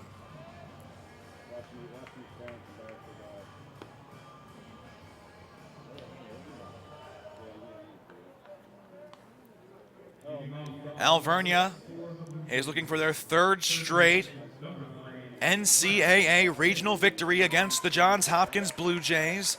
They beat them in 2011 and 2013.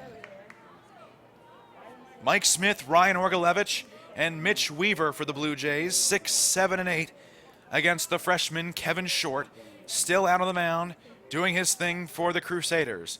First pitch to Mike, up and away, a 1-0 count.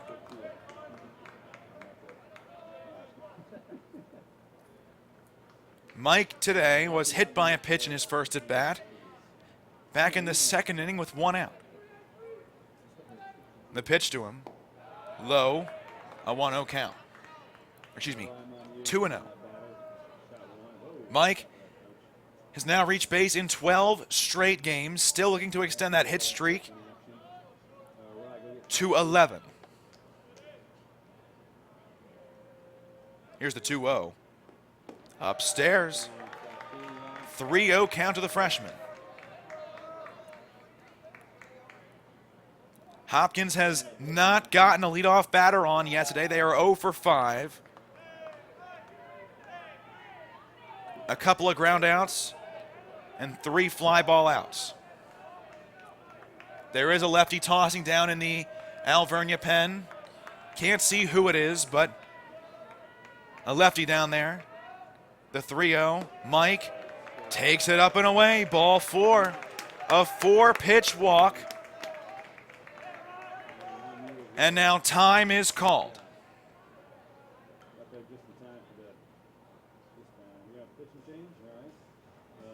This looks like head coach Yogi Lutz out to the mound. He'll take the ball from Kevin Short and make a pitching change. Well, Kevin, a good job on the mound today.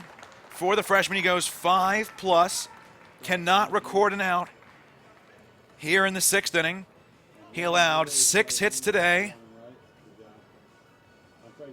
1 run so far, and it was earned. He's responsible for Mike Smith out at first base. Now today, Kevin,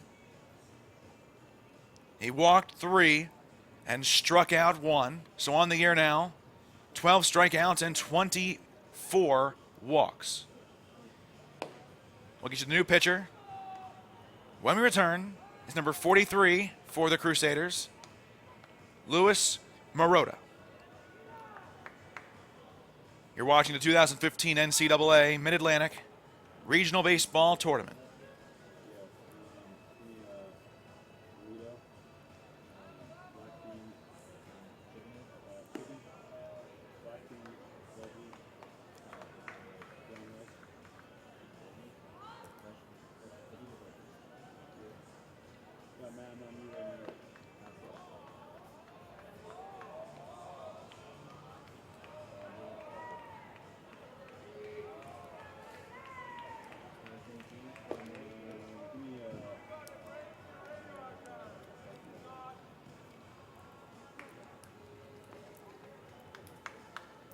Well, we have a pitching change here in the bottom of the 6th inning.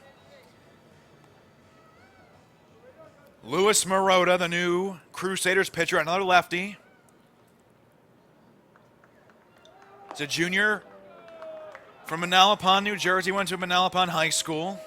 6'2", 167, bats and throws left-handed. Second team Commonwealth Conference as a relief pitcher. Not the best relief pitcher on this team, though. Kevin Becker Mendito was the Commonwealth Conference Pitcher of the Year and first team Commonwealth at relief. He inherits a runner at first base in Mike Smith, and in steps Ryan Orgalevich. He's 0 for 2 today, a couple of pop-ups, one to the second baseman, Brock Martin, the other to Richie Ricciardi at shortstop. First pitch. Fastball, a 2-seamer that hits the outside corner, 0-1. Orion the other day against Catholic had a 2-run shot and was interviewed after the game. You should check out that interview for sure. It's well worth your time. The 0-1 breaking ball up and away, a 1-1 count. The players yesterday and all day today giving Ryan an extremely tough time about that interview. They say he was way too happy and anxious in that interview. But he's a good sport. He played along with it. That one outside, now a 2-1 count. But go and check him out. And in yesterday's game after Penn State Berks, Craig Holzer and Trevor Williams, the starter in that game, were interviewed as well. They're on the Middle Athletic Conference YouTube page. Go check those out. 2-1. Lifted and foul, and out of play on the right side. Ryan last night was catching during that 9th inning with the bases loaded, where Bob Babbitt had made 3 pitching changes with Tom Harper, Justin Dreschel, and Ross Lazicki. He described that as the scariest inning of my life.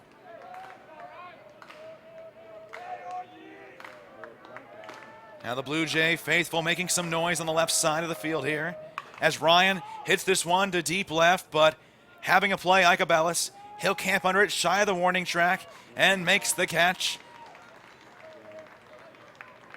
And that's out number 1 here in the bottom of the 6th inning. Well, Ryan 0 for 3 today now. But now you got Mitch Weaver. And on the day, he's 2 for 2. doubled in the second, stranded in scoring position. In the fourth, got greedy, trying to advance a single into a double. First pitch, swings at one, low and out of the zone, an 0-1 count. Weaver did get the single, though. He's now 2 for 2 today. And in the regional, he is 6 for 9 with 3 runs driven in. So he's batting .666, and he'll call time and take a couple healthy hacks out of the batter's box. He has 4 long balls on the year, 2 at Stromberg Stadium, 1 in Fort Myers, 1 at Preston Field at McDaniel College. He'll swing through this breaking ball as well, and it's 0-2. In the first game of the regional against the Cougars, Mitch got a career high in hits with 3. When I asked him about it, he said, "I must have done it at the right time." He stays out at the plate. Another multi-hit game on the season for him today. He's the 0-2. Fastball missing up and away.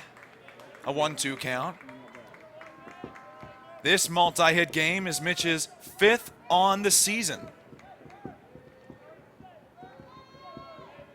Against the Nittany Lions yesterday, he got 1 hit but reached base twice. Walked in the 5th, the RBI single in the 3rd. Runner on first, Mike Smith. Here's the 1-2. Breaking ball, just gets a piece and fouls it into the backstop. Again, activity in both bullpens.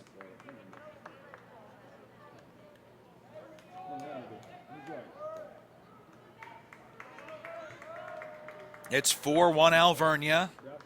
In the bottom of the 6th inning, the Crusaders trying to advance to the championship game against Salisbury. A look to first, now the 1-2. Hits this one well to deep center, but backpedaling Vinny Case, he's there to make the catch. An easy out, number 2. Center fielder, number 9, Thomas Lee. Now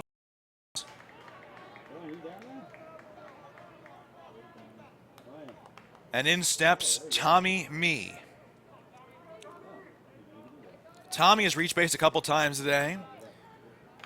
Walked in the 2nd, a bunt single in the 4th. Third baseman Dan George maybe playing a tad in if he decides to lay the bunt down yet again. He lines this one to, or pops it up to right field. On the run, second baseman Brock Martin. He'll make the catch in a Bermuda Triangle out there. A near collision. Take a look at this one again. Tommy hits one off the end of the bat. A soft pop-up on the right side. And Brock Martin right in front of the first baseman, Cameron Coons, makes the catch and the side is retired. We are through 6 innings and it's 4-1 Alveria. 3 innings to go and your score 4-1. You're watching the 2015 NCAA Mid-Atlantic Regional Baseball Tournament.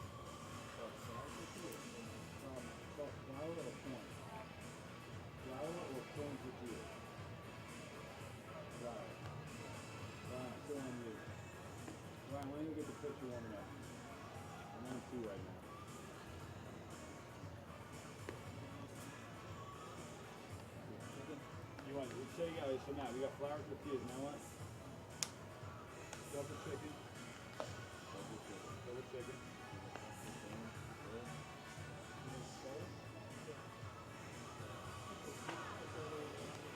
Keep going, man. You're good. That's it.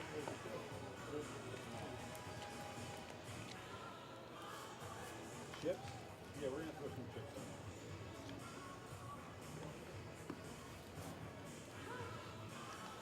On your right.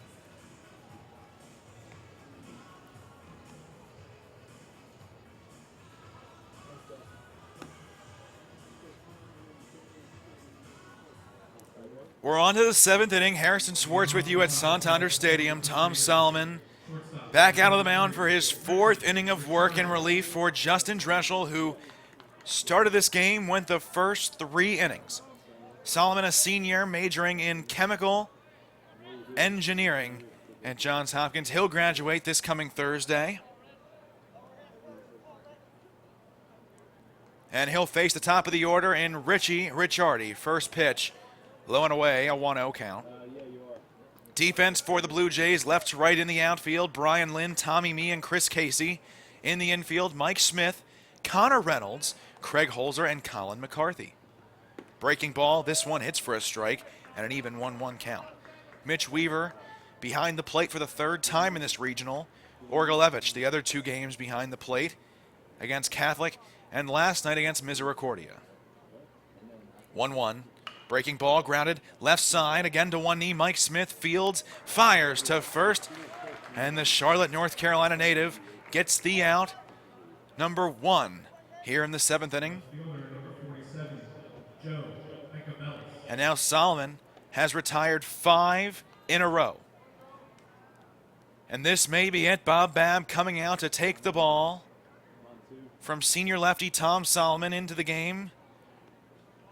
Right-hander Ross Lazicki. Solomon hands the ball off to Ross and will run back to the dugout and be greeted by his teammates, the senior, and very possibly his last ever collegiate performance on the mound. 1 out in the top of the 7th. We'll be right back with you here from Santander Stadium. You're watching the 2015 NCAA Mid-Atlantic Regional Baseball Tournament.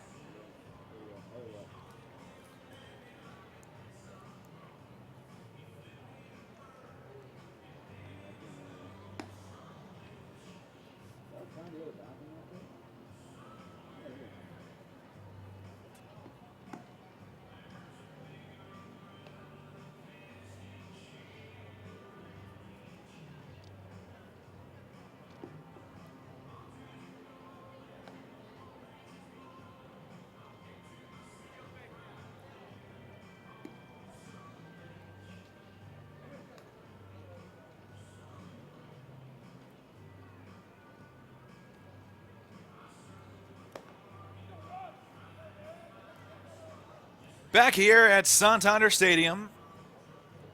Top of the 7th inning, 1 out for the Crusaders. The new pitcher is Ross Lazicki, replacing Tom Solomon, who went 4 1/3, allowed 4 hits, 3 runs, and all were earned, including that 2-run shot off the bat of Dan George, over the arch nemesis, that big 37-foot wall in left field. Ross Lazicki is going to make his 3rd appearance of the tournament. He came on last night, faced 1 batter. And one of the most pressure-packed situations he's ever come into a game with. Bases loaded, 2 outs, only 1 out. And he got the game-ending 4-6-3 double play, Joe Conlon to Connor Reynolds to Colin McCarthy. It's his 3rd appearance of the tournament, also pitched on Wednesday against Misericordia, but he stands in, ready to go against Joe Icabellis. First pitch, a fastball in for a strike. A ball up and away, 1-0 count. Ross is making his team-leading 17th appearance this year as this curveball from him misses upstairs. An ERA of 4.79 and a record of 2-1. He's got a couple of saves in 20 2/3 innings pitched. 24 hits allowed, 17 runs, 11 earned. This one misses outside. And the count, 3-0 with 1 out to Joe Icabellis. In that game to Misericordia, Ross did not record an out. Here's the pitch. Up and away, ball 4, a 4-pitch walk from Ross Lazicki. In that game, did not record an out. Allowed 1 hit, 1 run, and it was unearned. He got the loss in that game. Struck out 1, but it was a drop 3rd strike, and the runner reached and eventually scored. Asked him about it, he said, the mound is much steeper than what he's used to, but he got a better feel for it last night before he came on in relief in the 9th. Well, in steps Ben Sawyer now, and he'll take 1 for a strike, an 0-1 count. So Ross said it wasn't really pre-game jitters, or his first regional tournament jitters. As much of the mound was a lot different from what he's used to. This breaking ball low on the curve.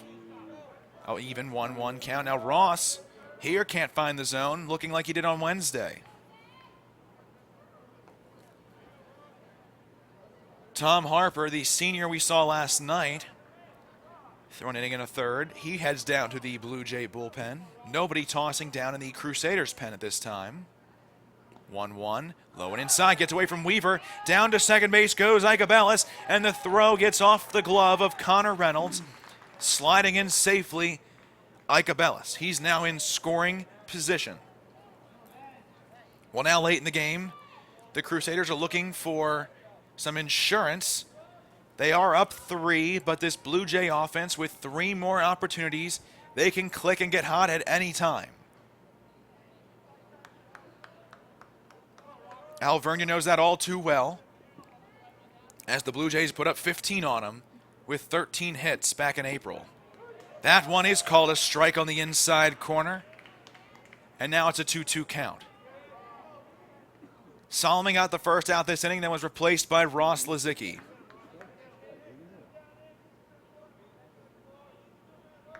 Ross comes set, he's at the belt, kicks, here's the pitch. Tapper, right side over towards the first base coach, John O'Mara. Fields it and flips it into the first base side dugout.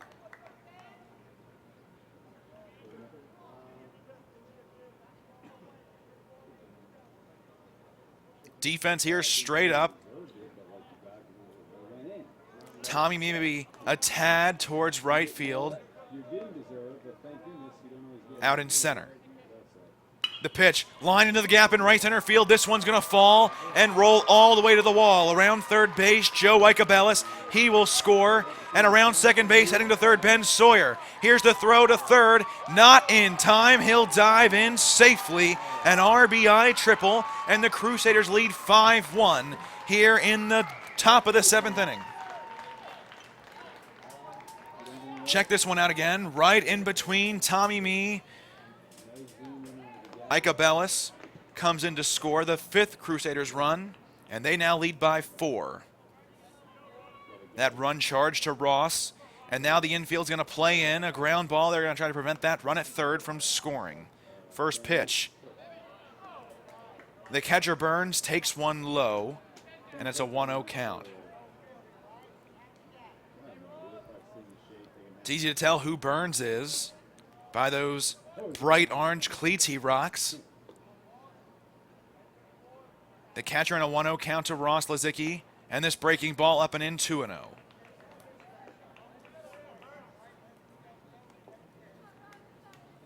Ross last season made 11 appearances. This year, like I said, 17. 4 more appearances than what he came into the season with. A junior from Basking Ridge, New Jersey, went to Basking Ridge High School, 6'4", 185.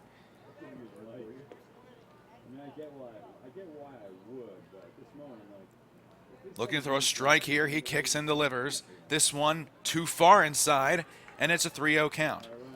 It's funny, Ross, one of the tallest kids on this team, and my parents were here last night, and they asked me who the pitcher was that came in to finish. They thought he was a freshman, and they thought he was pretty short as well. Well, I showed him. He's a junior, 6'4", not short by any means, and not a freshman. 3-0. That one hits for a strike, a 3-1 count. Ross has a lot of pitches. He uses a couple of fastballs, a couple of change-ups. And he has that one breaking ball. It's just a straight-up curve. 3-1. Again, a strike called by Tom Gandolfo. Well, now it's a full count to the senior, or junior rather, Chris Burns, the former ice hockey player back in high school. First team Commonwealth player as a utility man. He came in today hitting .345. Now has 33 runs scored on the day. He's 2 for 2 with a single, a double, and was hit by a pitch. This one grounded left side. Mike Smith now has the runner in between home and third. Weaver will flip it to third base and diving back in safely. Some miscommunication and down to second base, Chris Burns. Oh my goodness. What looked promising for the Blue Jays at first turns disastrous. The infield's going to continue to play in. Mitch Weaver should have let go of that ball early and got it back to Mike Smith at third base. They would have had a play on Ben Sawyer, but now Chris Burns reaches on a fielder's choice and gets to second as they had Sawyer in the pickle in between third and home. Infield stays in. 2 in scoring position for Zach Nadolny. They're going to intentionally walk him here. And again, all season long, I hadn't seen a Blue Jay pitcher or Blue Jay batter intentionally walk someone or get intentionally walked. Twice here in the tournament. Craig Holzer was intentionally walked last evening against the Misericordia Cougars. And now Nadolny, who has 2 hits today, including an RBI, has hit the ball hard every time to the plate. He's in a 3-0 count now. He's awaiting the fourth ball, and the bases will be loaded. They're going to try to set up a double play here with 1 out, and Cameron Coons coming to the plate. Back in the Centennial Conference tournament, there was 1 intentional walk attempt. Tommy Burgess from Haverford was whipping fastballs, it almost seemed like, while he was trying to intentionally walk a Franklin and Marshall Diplomat batter. Ended up throwing one away from the catcher, and a run came in to score. Well, Ross did a nice job there, keeping it away from the plate, as you should. Should be a simple task for a pitcher, as now the infield, except the corners, back up. First pitch from Ross to Cameron Coons, in for a strike, 0-1. Coons has a single today. That came back in the fourth. He scored eventually on the 2-run shot from Dan George, who's in the on-deck circle. Here's the 0-1. Low, blocked by Weaver. Nice job going to his knees. And the count evens at 1. Nadolny, a senior, 2015 honorable mention. Or excuse me, Coons, rather, at the plate.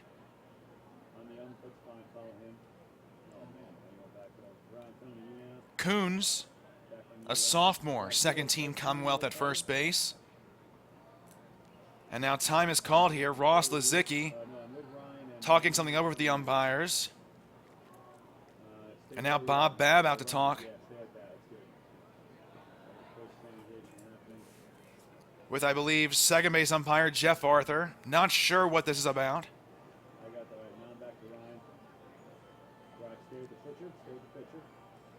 Bob smiling, though. Not sure what that was about. Defense heads back to their positions, runners back to the bags, and Ross back out on the hill.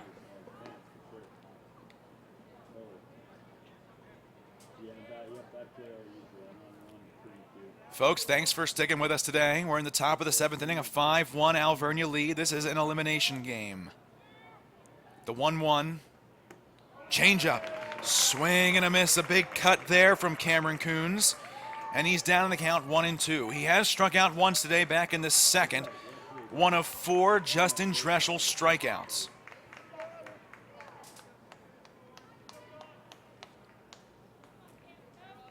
On deck, Dan George and then Brock Martin. Here's the pitch from Ross. Swing and a miss, struck him out. Cameron Coons goes down swinging for the second time today.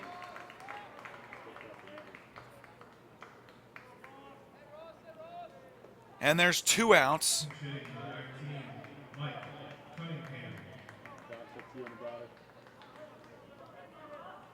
Two outs here in the top of the 7th inning. Pinch hitting for Dan George will be Mike Cunningham from Berlin, New Jersey.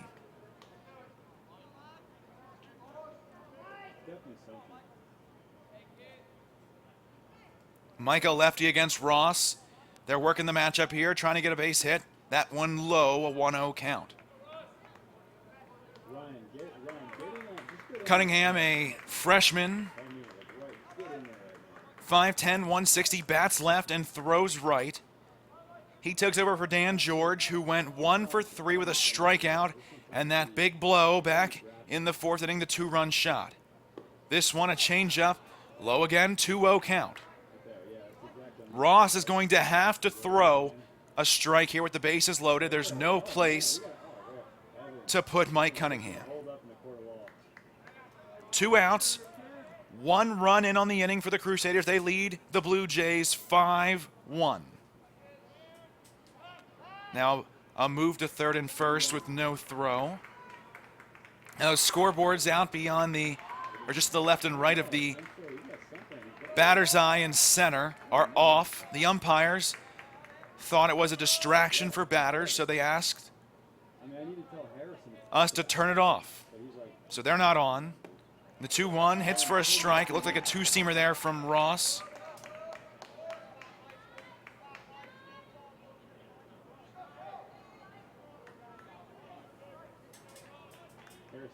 He's in the stretch here. He'll come set. He's at the belt. Kicks the pitch.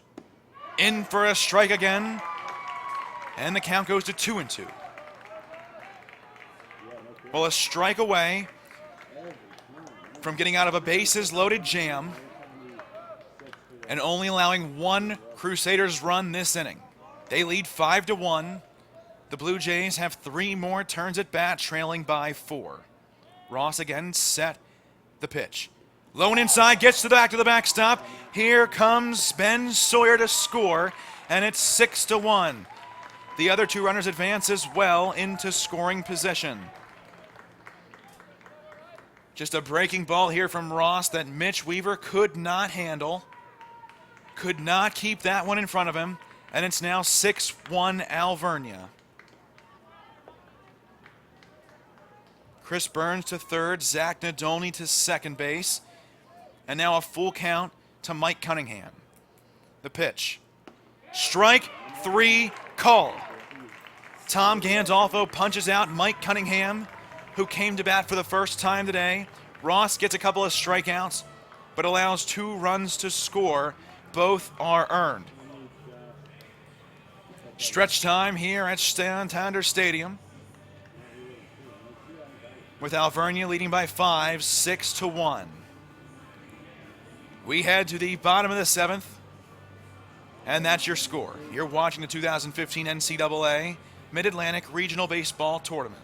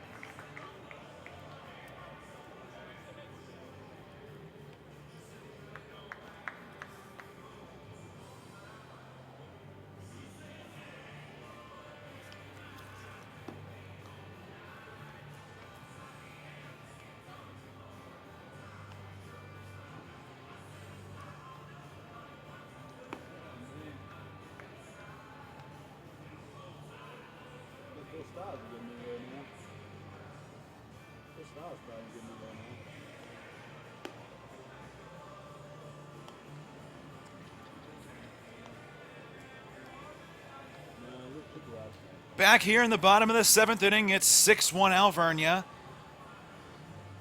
The Johns Hopkins Blue Jays coming to bat for the 7th time today. It's a big day down in Baltimore, where Johns Hopkins is located. I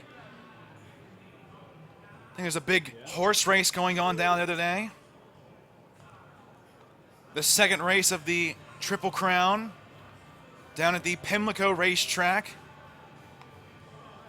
A big day down in Baltimore. There's a nose game as well down at Camden Yards. Well, the Blue Jays looking to bring back an NCAA regional tournament championship to Baltimore. Would be their 4th ever, I'm on 1. but they have some work to do. They trail by 5. Going to bat out. We head back to the top of the order. Here in the 7th inning, Connor Reynolds, Brian Lynn, and Colin McCarthy. Against the lefty Luis Marotta, first pitch to Colin. High chopper left side, leaping stop by Dan George, who fires to first, out number 1. That was a quick first down, and Connor Reynolds is 0 for 4 today. Well, now Brian Lynn will stand in for the 4th time today. He doubled in his first at bat, but since then, a couple of ground ball outs to the left side. From Castro Valley, California, a switch hitter batting from the right side. His brother Kenneth played baseball at the Massachusetts Institute of Technology, as this one, I believe, was a ball to Brian. So his brother played ball at MIT, and now he's here at Johns Hopkins. This one low.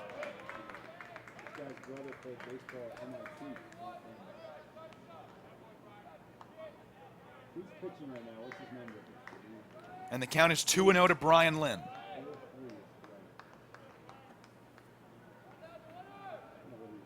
Here's the pitch. He shows bunt but pulls back. That one was outside.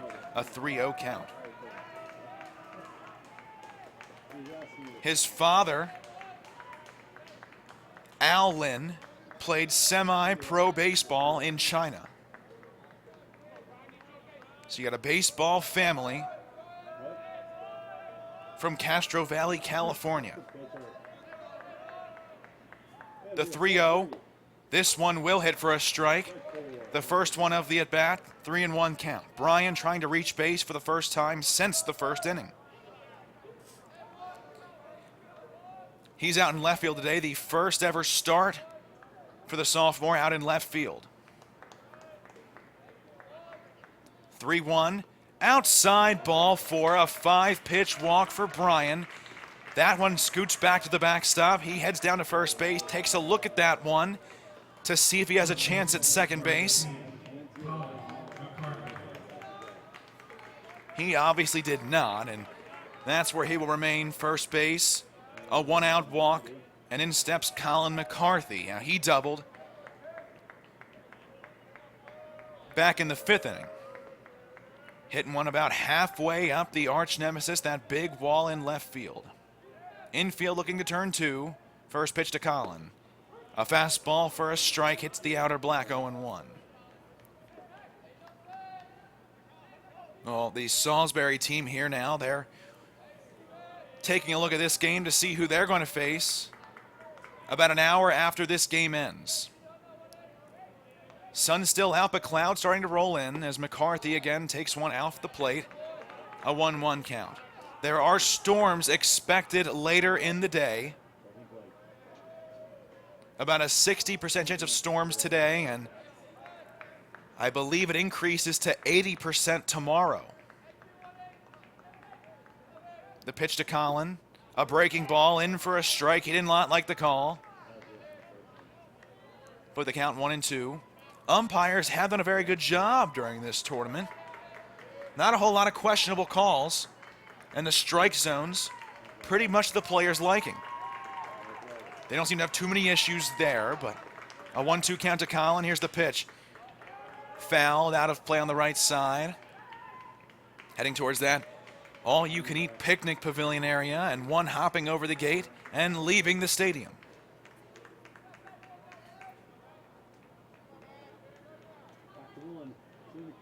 Just saw Chris Casey leaving the bullpen with Alex Darwich.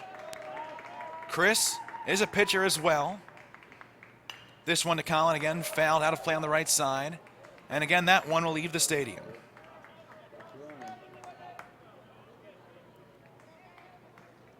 Six runs on 8 hits and an error for the Crusaders. 1 run on 6 hits and no errors for the Blue Jays. Runner on first base. The Jays today have left 8 men on base, 5 in scoring position. 1-2. Hit well to right field. Going back, Ben Sawyer. He's there shy of the warning track to make the catch over his shoulder for out number 2.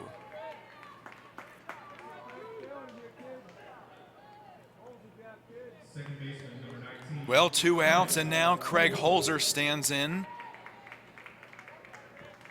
A similar position earlier for him in the game back in the first. He came up with 2 outs and Brian Lynn on base.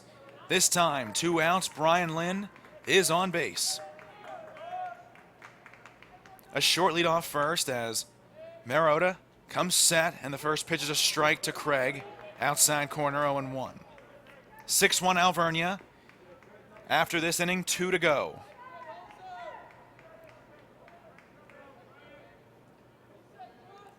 Craig extended his hit streak to 10 games back in the 4th inning as he fouls this one out of play on the right side, 0-2. That's a homer call. So Craig's 10-game hit streak, I mean, they're close, but not even the longest on the year. The longest earlier in this year was 11. On the team, the longest, Tommy Mee at one point had 13 straight hits in a game. Or 13 straight games with a hit, excuse me. 0-2, again fouled out of play. For Alveria, a run in the 3rd, 2 in the 3rd, or 2 in the 4th, 1 in the 5th, and 2 in the 7th. The Blue Jays, they scored their only run back in the 1st. It was unearned against the starter, Kevin Short. Here's the pitch to Craig. Again, foul out of play on the right side. He's late on these fastballs.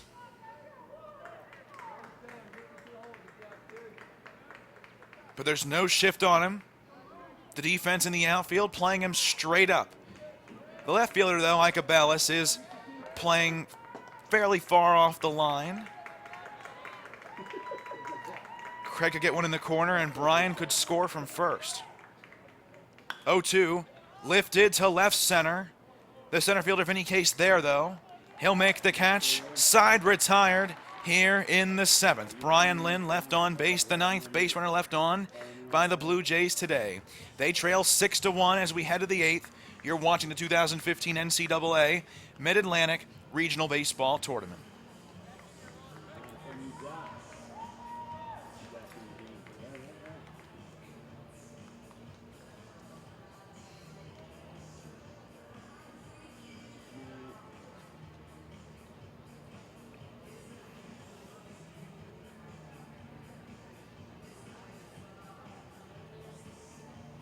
if I could hit Jack with this baseball. I got one of these squishy balls. Right?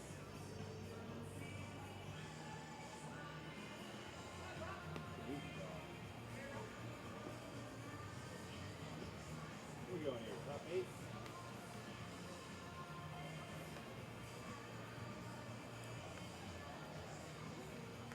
Mama's umpire. What's that?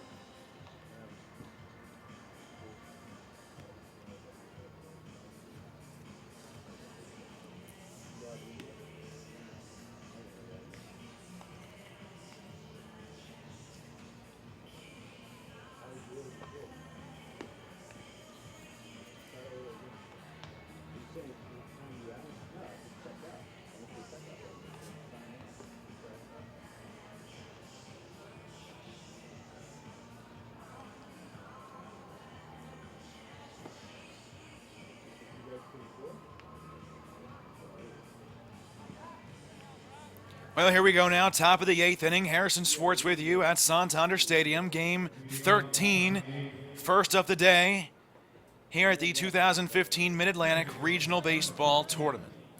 Ross Lazicki, who replaced Tom Solomon, will go back out to the mound.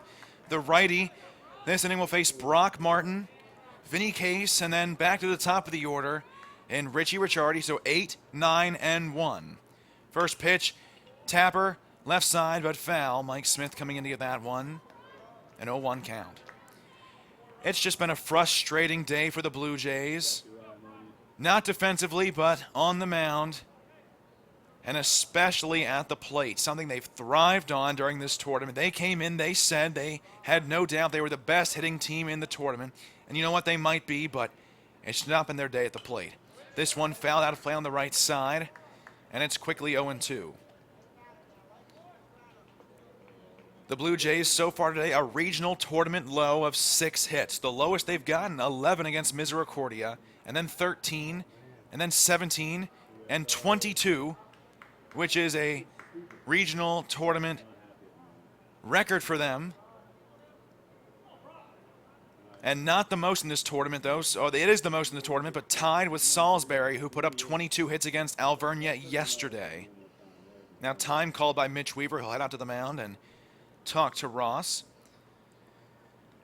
Ross last year made 11 appearances in relief, pitched 11 2/3 innings with an ERA of 2.31. That ERA, though, elevated this year to 4.75.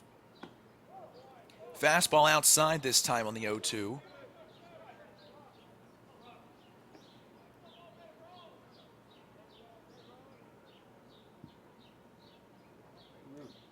The 1-2 pitch is low. It bounces in front of Mitch Weaver, who blocks it, and the count is even at 2-2. Another baseball family, Ross's grandfather, Eugene, played minor league baseball. As a junior in high school, he helped lead Basking Ridge High School to the quarterfinals as a junior, and as a senior, named all-conference and all-county and all-area. So he had quite a senior year with Basking Ridge. 3-2 pitch, lifted to center field, going back, Tommy Mee. He'll get there and make the catch for out number 1.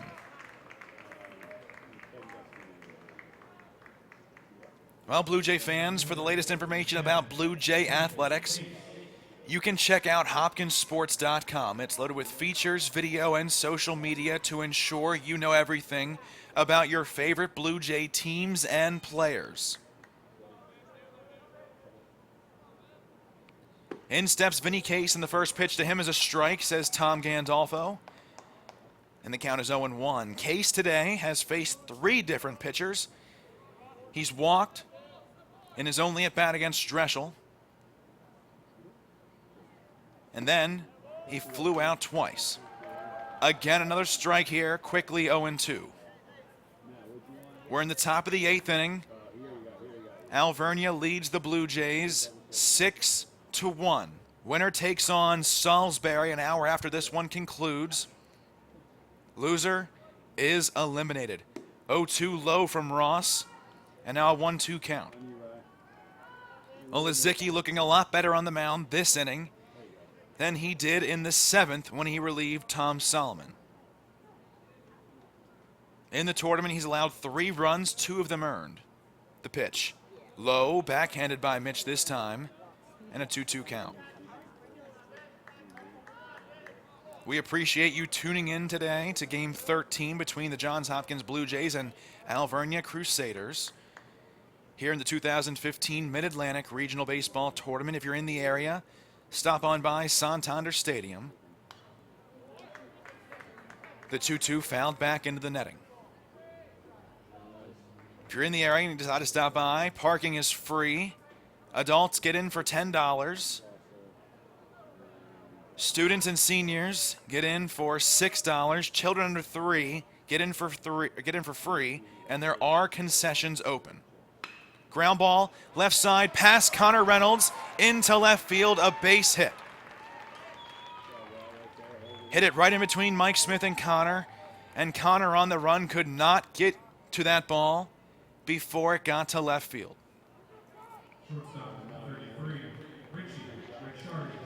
Vinny gets his first base hit of the day, but the second time he's reached base. Now a lefty to face Ross. Lizicki against lefties this year, not doing so well. They're hitting .304 against him, and a balk is called. Heading down to second base, Vinny Case. Well, that takes out the double play possibility. And Vinny Case goes into scoring position for the second time today.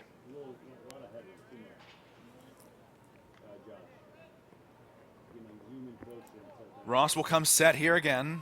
And the first pitch to Ricciardi misses low, 1-0.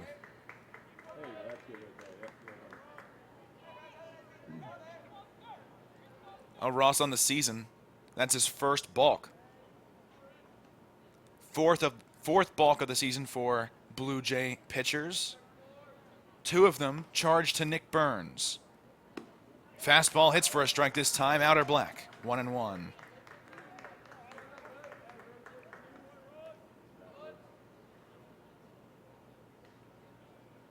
In fact, those 2 balks from Nick Burns came against Alveria on April 20th. Ross, a look back at second base. He's set. And again, now comes home. Bunt shown, but a breaking ball hits for a strike as Ricciardi pulls back. And the count now 1-2.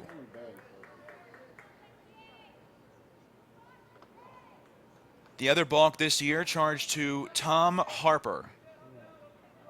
So Lazicki with 1, Harper with 1. And I believe Harper down in the pen tossing right now for the Blue Jays. Swing and a miss, struck him out, a changeup there. Ross got him to go after 1, low and away. That's his 3rd strikeout and out number 2 here in the top of the 8th inning. Ricciardi strikes out for the 2nd time today, 1 swinging and 1 looking. Well, now 2 outs, and Joe Icabellis will stand in for the 3rd time today. A fly ball out to right and a walk and a run scored in the 7th. He'll watch a breaking ball go by there. That one, a ball outside, a 1-0 count. 2 outs here in the top of the 8th inning. It's 6-1 Alveria. The pitch, tapper foul on the right side. That one may have hit off the glove of Mitch Weaver, or the mask, rather, as Gandolfo will give him some time to recover. Now, last night, we saw George Detweiler, who's not here today, get hit in the hand with a foul ball. He was looked at by the trainers and the crew of his, but he stayed in the ball game, not umpiring today in this game, though. Lazicki looking in, asks for another sign, gets it, and comes set. The pitch. Big breaking ball there, and way off the plate at second. Or, excuse me, the bag at second base was Vinny Case, but getting back on his feet with a low throw from Mitch Weaver is Vinny Case. Ross's breaking ball. Looking good here. In the 8th inning, it's in a 1-2 count against Joe Icabellis. Runner on second base. Another possible insurance run for the Crusaders. A look back to second, and again, how about a 3rd time? Here's the kick and the pitch. Foul ball out of play on the right side. Hits off the club level facade and back down to the lower concourse.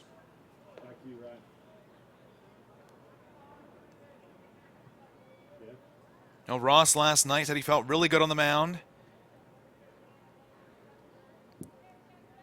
Much better than his first appearance against Misericordia. The only 2 appearances before today were against the Cougars in the regional tournament. This one, a fastball. It's low and outside, reaching for it. Mitch Weaver. And the count evens at 2.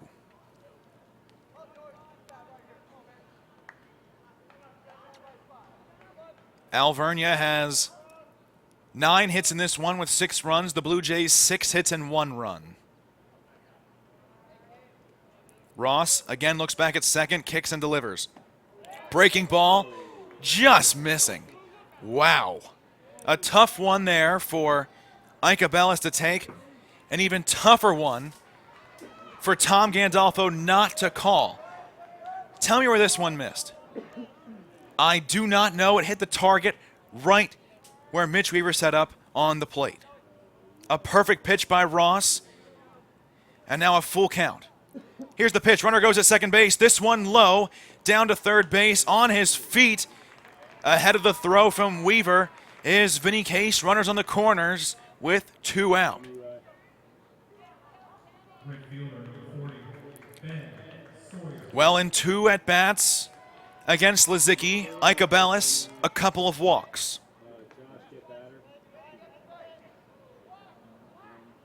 Weaver calling out signs to his infield here that he received from the dugout. The always dangerous Ben Sawyer at the plate now. 2 RBIs today, a couple of hits for him, including a triple into the right center field gap against Lizicki last inning in the 7th. Well, yet another RBI opportunity for the senior, named the ECAC South Player of the Week back on April 19th. First pitch low. He'll put up the stop sign for Vinny Case down at third base, a 1-0 count. Ben Sawyer, first team outfield in the Commonwealth Conference and the Commonwealth Conference Player of the Week and Player of the Year. The week back on March 10th, now a third to first move with no throw. So again, Ben Sawyer, the Commonwealth Conference Player of the Week back on March 10th, and this season, the Commonwealth Conference Player of the Year. And why not? He has 10 home runs. He's hitting above 400, has 50 runs scored and 61 RBIs. He'll foul this one out of play on the left side, and the count goes to 1-1. Earlier this season, he went 2 for 3 with a couple of runs scored and a walk against Nick Burns and the Blue Jays. That game, Hopkins won 15-3. Well, now in this one, Alveria, so far, getting some revenge. And their pitchers are 6 outs away from advancing to the regional championship game against the Salisbury Seagulls. Lizicki in a 1-1 count against the lefty Ben Sawyer. Now a third to first move, and Lizicki nearly throws it to third base, but no one covering. Way off the bag was Vinny Case. Look at this one again. You can see a ferocious step to third base with no throw. But Mike Smith well off the bag, playing at normal depth. Now the runner at second base or first base will go. They have him in a pickle, and they're going to tag him out. Well, that was interesting. Alveria runs themselves out of a possible insurance run after Joe Icabellis takes off for second. Lizicki stepped off the rubber and threw it to second base. Holzer was there and just applied the tag. Not the smartest base running by Joe Icabellis there. Well, no runs scored in the 8th for the Crusaders. They still lead 6-1. On to the home half of the 8th. You're watching the 2015 NCAA Mid-Atlantic Regional Baseball Tournament.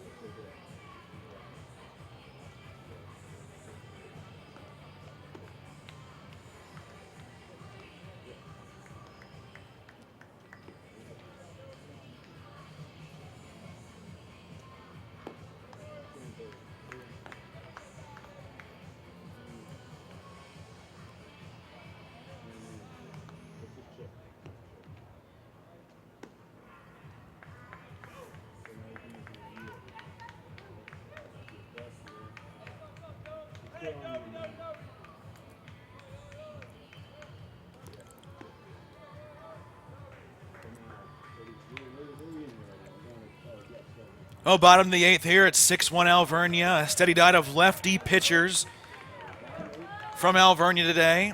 You got to wonder if the injured Dan Albert would even be in the lineup against these lefties. He's been hot, so more than likely he would have been, but how much of a factor? Who knows? On the year, Albert only hit .250 against lefties. When I talked to him yesterday, After he hurt his thigh after the game, he said, "I pulled it again." Chris Casey, another lefty, stands in here. First pitch to him. Low and outside, 1-0. Well, Dan, it stinks for him. It's tough to battle an injury all year and have it get re-aggravated in one of the more important games of your season.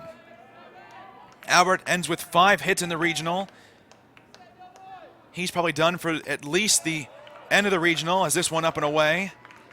If Hopkins would advance to the World Series, Albert probably would be able to come back at that point. Conlon replaced him yesterday. He made 3 appearances but no starts in the tournament. No start today, though, as Holzer back at second base. He played left field for the majority of the game yesterday. This one up and in to Casey. And a 2-1 count. There is activity down in the Crusaders bullpen. Casey today has not reached base.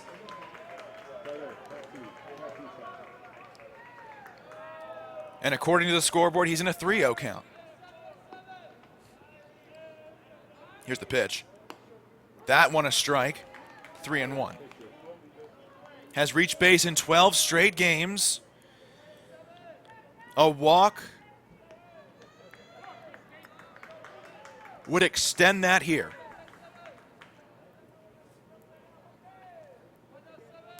Marotta ready. Here's the pitch. 3-1. Called a strike. Casey thought it was ball 4.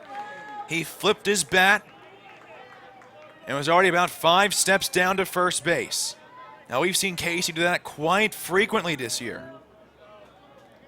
3 or 4 times now I've seen him do that. And now a full count.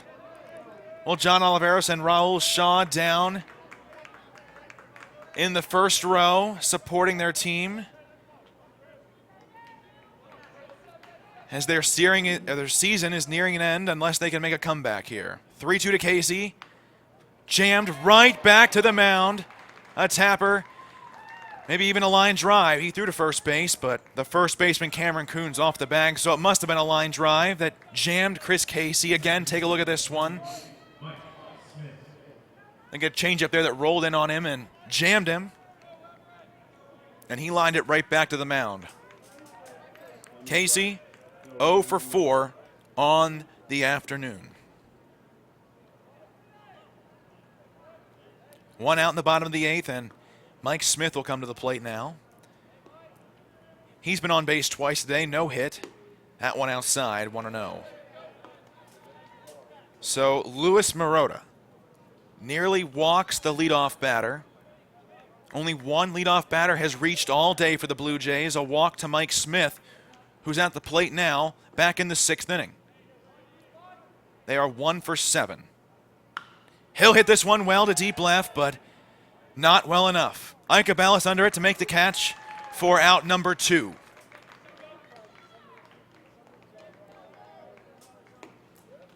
Designated hitter number 24, Ryan Orgalevitz. Well, now 2 outs, and Ryan Orgalevitz will stand in.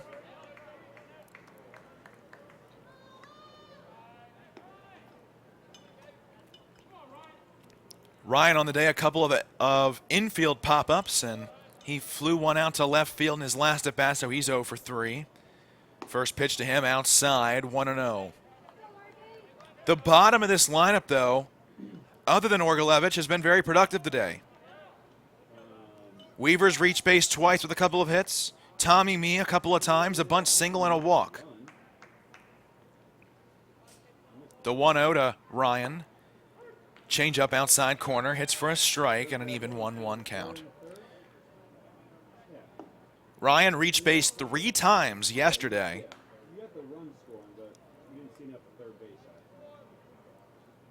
Against the Cougars. A walk, a single, and a fielder's choice.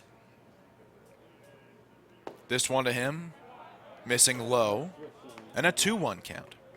2 outs in the home half of the 8th. The Crusaders lead the Blue Jays by a score of 6-1. The Blue Jays 4 outs to work with at the plate. The pitch to Ryan, fouled, back and out of play over the netting. And he's mad at himself. Was right on that one. An even 2-2 count. Ryan DHing in this game. Chris Casey was the DH in the past 4 games here in the regional for Hopkins. He moves out to right field today. Ryan, a hot bat, inserted as the designated hitter today. He'll lift this one right side. This one trailing foul. The first baseman, Coons, does not have a play. That one's going to one hop into the Crusaders dugout.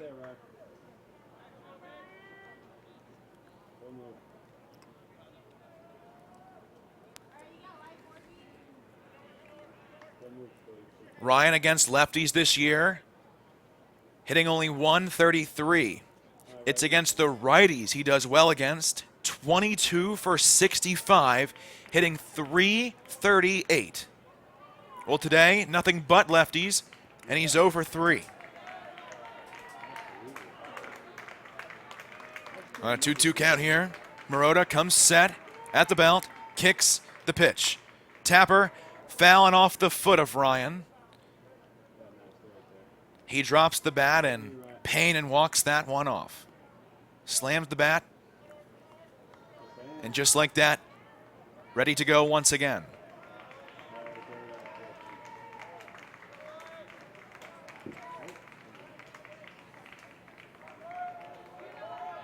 Nobody on. Bottom of the 8th. It's 6-1 Crusaders. There's 2 outs. A 2-2 count to the sophomore, usual catcher but DH today, Ryan Orgalevich. The pitch. Lined into left field, a base hit. A 2-out single for Ryan, and he's 1 for 4 on the day.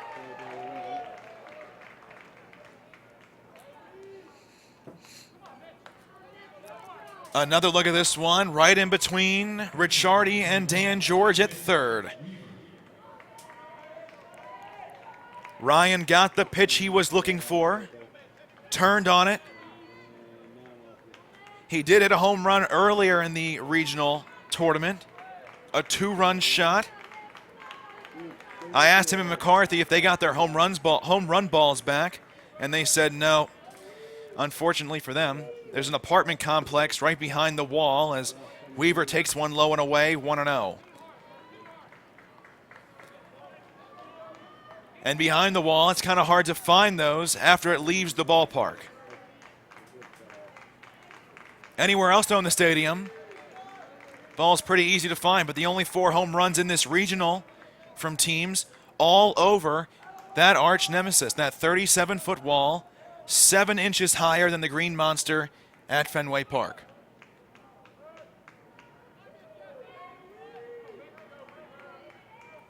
Weaver in a 1-0. He'll hit one well to deep left. This one's going to bang off the arch nemesis.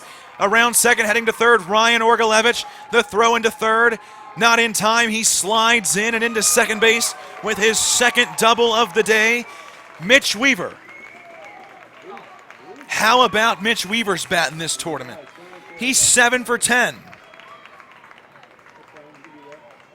Mitch got a fastball inside and turned on it and cranked it off the wall. He's at second base, and Orgalevich is at third. So Weaver today, a couple of doubles, and he ties his career high in hits with 3 that he recorded back on Wednesday evening against Misericordia.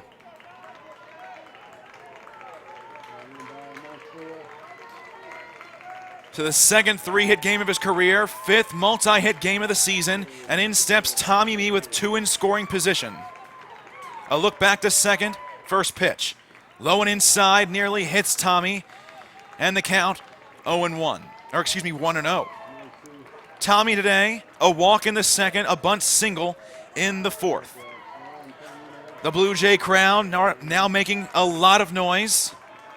The dugout all at the front railing, looking on. They still trail by 5. The 1-0 to Tommy.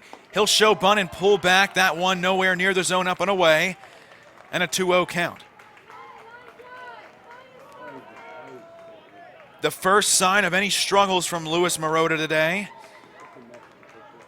a second-team Commonwealth player as a relief pitcher. By the way, Yogi Lutz, the manager of this ball club for Alveria, the Commonwealth Manager of the Year. Tommy ready to the 2-0. He shows bunt, pulls back. It's a strike. Probably won't lay a bunt down here, but trying to force Marotta to throw him a strike before he was going to think about swinging the bat. Defense straight up in the outfield. Icabellis, Case, and Sawyer. In the infield, George, Ricciardi, Martin, and Coons. Burns behind the plate.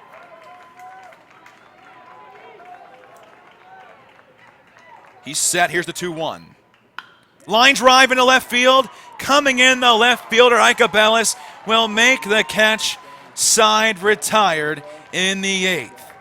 Tommy Mee slaps one out there, but it hung up long enough for Icabellis to make a play. Check out this rope off the bat of Tommy Mee. Just couldn't find a gap. The Blue Jays leave 2 more men on base. Now 9 on the day and 7 in scoring position. We head to the 9th. It's 6-1 Alveria. You're watching the 2015 NCAA Mid-Atlantic Regional Baseball Tournament.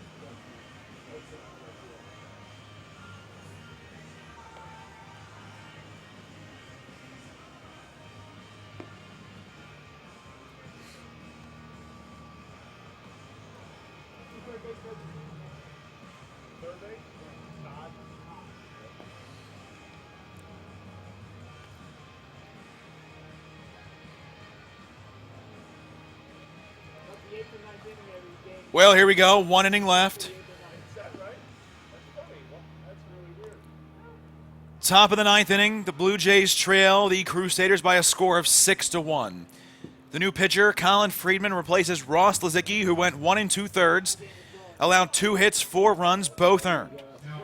And he gets no decision, striking out 3 and walking 1. Colin on the mound, making his 9th appearance on the year, 2nd in relief during this tournament. We saw him against Catholic when he went 1 inning, allowed 2 hits and 2 earned runs, striking out 1, walking nobody, hitting a batter, and getting a no decision.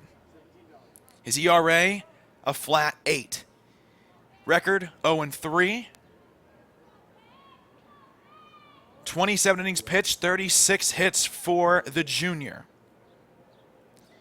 In steps Ben Sawyer, and he'll swing and miss at that one, a 0-1 count.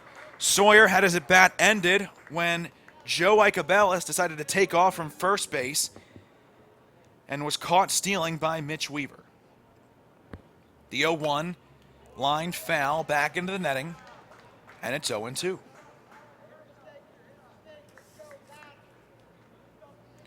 Colin, a junior, 6'6", 220 pounds, from Santa Fe, New Mexico, went to St. Michael's High School.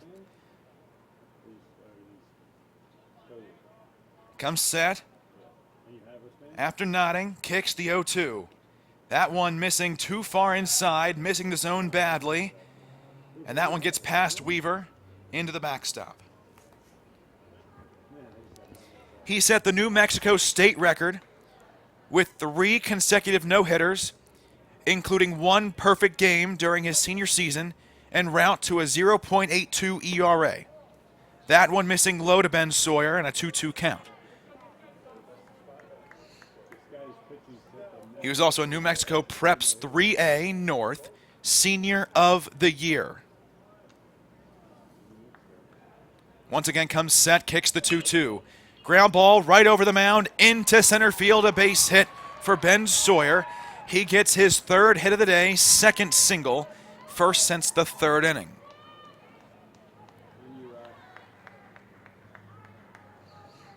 Well, Friedman's now allowed 3 hits on the tournament, 37 on the year. And now Chris Burns will stand in.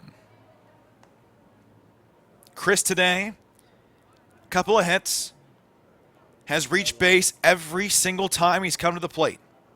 A single, a double, hit by a pitch, also reached on a fielder's choice. He'll show bunt here, but a move to first base, and back diving is Ben Sawyer.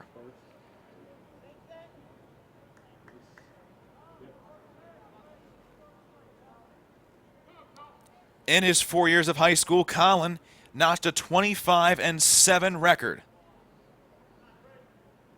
3-time All-State player. And now in his junior year with the Blue Jays, he's majoring in mechanical engineering.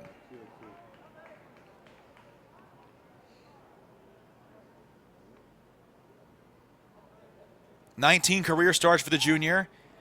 As this one thrown over to first base, and it hits off the back of Ben Sawyer, and it gets all the way over to the Alveria dugout. Believe this one hit off Sawyer's back.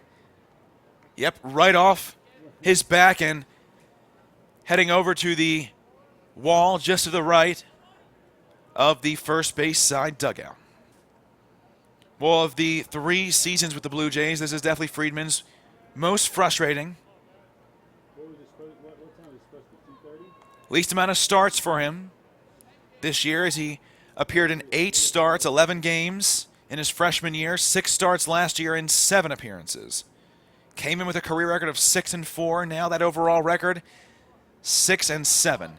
Again, he shows bunt, and this one is going to hit Chris Burns in the head. He loses his helmet and heads down to first base.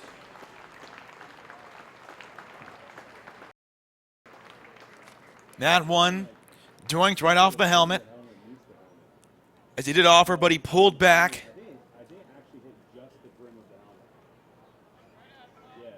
And now the third base coach, Todd LeBeau,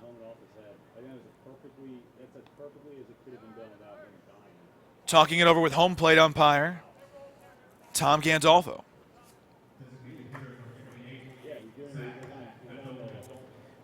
Well, 3 hit batters today give the Crusaders 32 hit batters this season.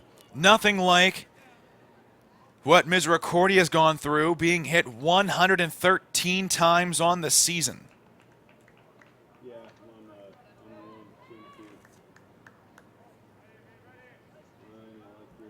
So 2 on, nobody out. Zach Dinoldi stands in and shows bunt. And now stepping off the rubber,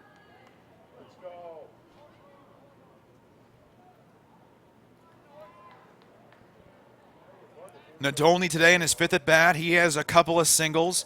Was intentionally walked in his last at-bat with runners at second and third. Again, he shows bunt. And now a look back to second base. No throw.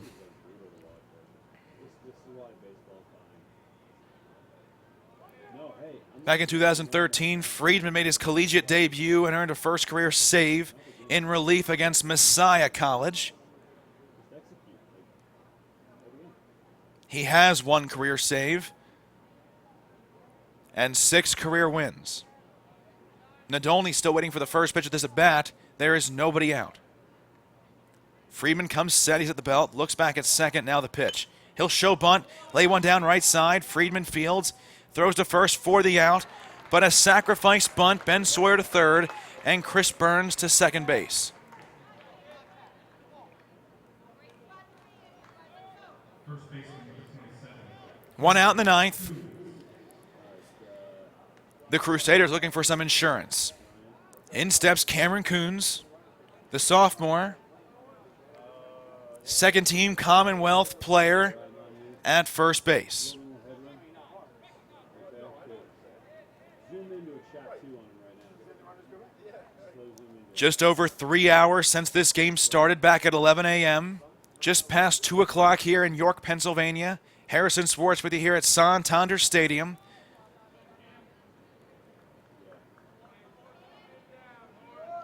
Colin in the stretch. Friedman ready to pitch to Coons. First pitch.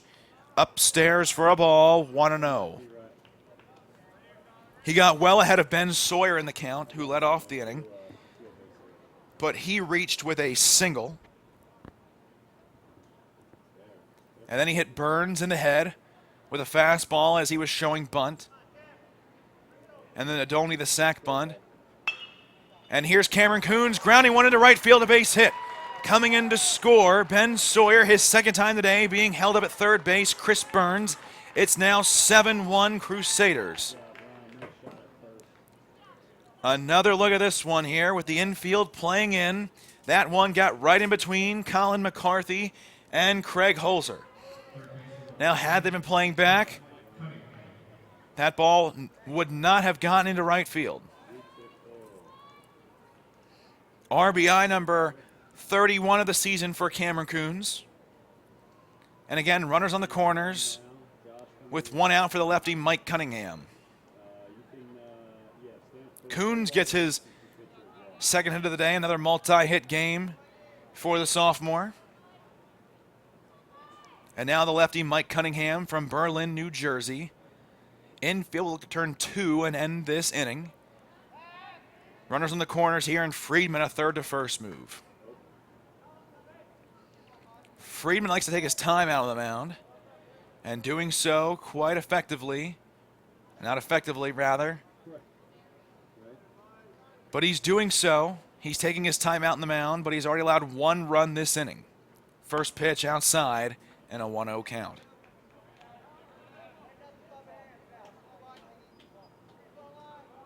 Alveria 1 run in the third, 2 in the fourth, 1 in the fifth, 2 in the seventh, and 1 here in the ninth. The pitch outside again, 2-0. Friedman cannot find the zone, and when he does, it's roped for a base hit. Couple of hits allowed this inning. Also hit a batter. That's Chris Burns. He's down at third. Out of the stretch, 2-0. Right down the middle and fouled out of play on the left side.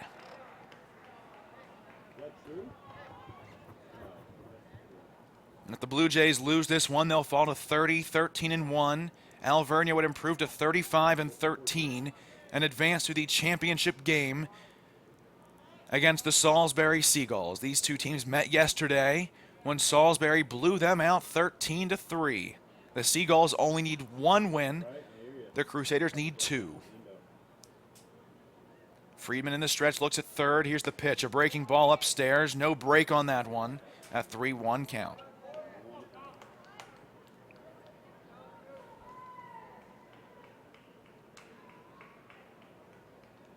Mike Cunningham making his 29th appearance on the year. He came in today hitting .262. Well, he's 0 for 2 since coming in. A strikeout and a fly ball out to center. Another third to first move from Friedman here. 64th at bat of the year.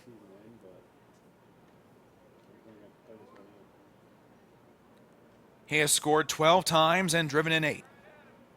He's slugging .377. The 3-1 runner goes at first base. This one fouled out of play on the left side.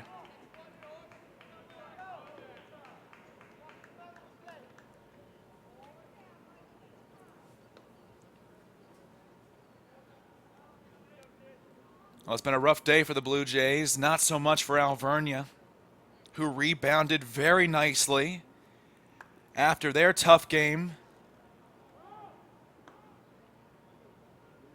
against Salisbury yesterday.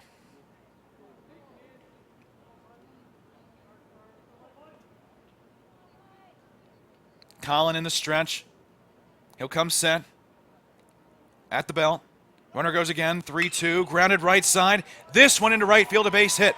Coming in to score, Chris Burns around second, heading to third base. Cameron Coons. It's now an 8-1 Crusaders lead.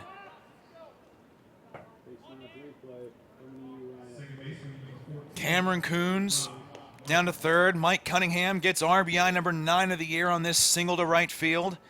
And Bob Babb has seen enough. Colin Friedman's rough year continues on the mound. Only records 1 out here in the top of the 9th. And the new pitcher will be senior Tom Harper.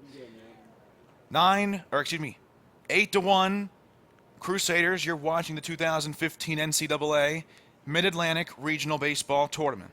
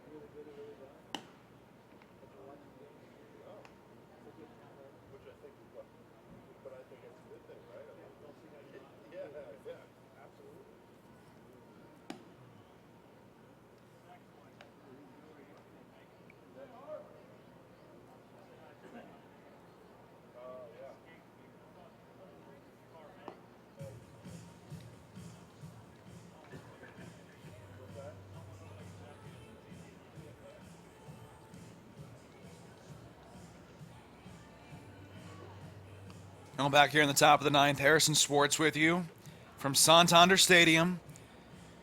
Alveria leads 8-1. They're well on their way to a rematch with Salisbury in the NCAA Regional Mid-Atlantic Championship game. Colin Friedman comes on, gets 1 out here in the 9th. 3 hits. Did not strike out anybody. Hit a batter. So far, 2 runs allowed, both earned. He's responsible for both men on base in Cameron Coons and Mike Cunningham. The new pitcher, Tom Harper, a senior from Villanova, Pennsylvania, went to Haverford High School. Tom, he is making his 13th appearance on the year, has an ERA of 1.32 and a record of 1-0. We saw him last night come on and pitch an inning and a third. Did not allow a run. He got the no decision. He struck out 2 and walked 2.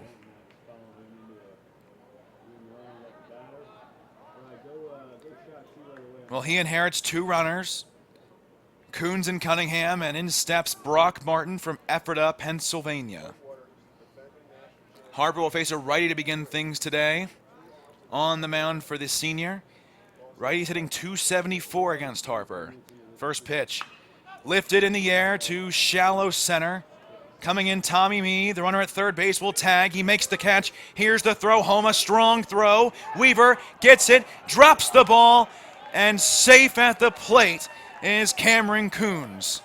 9-1 Crusaders, their 3rd run here. And out at third base. Well, this was interesting. They said Cameron Coons left the bag early at third base.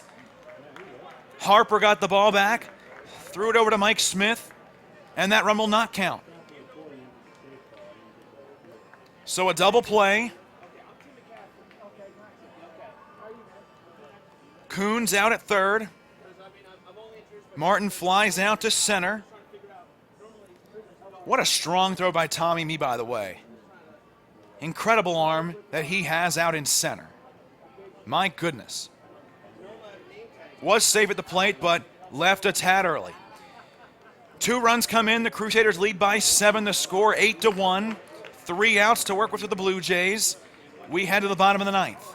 You're watching the 2015 NCAA Mid-Atlantic Regional Baseball Tournament.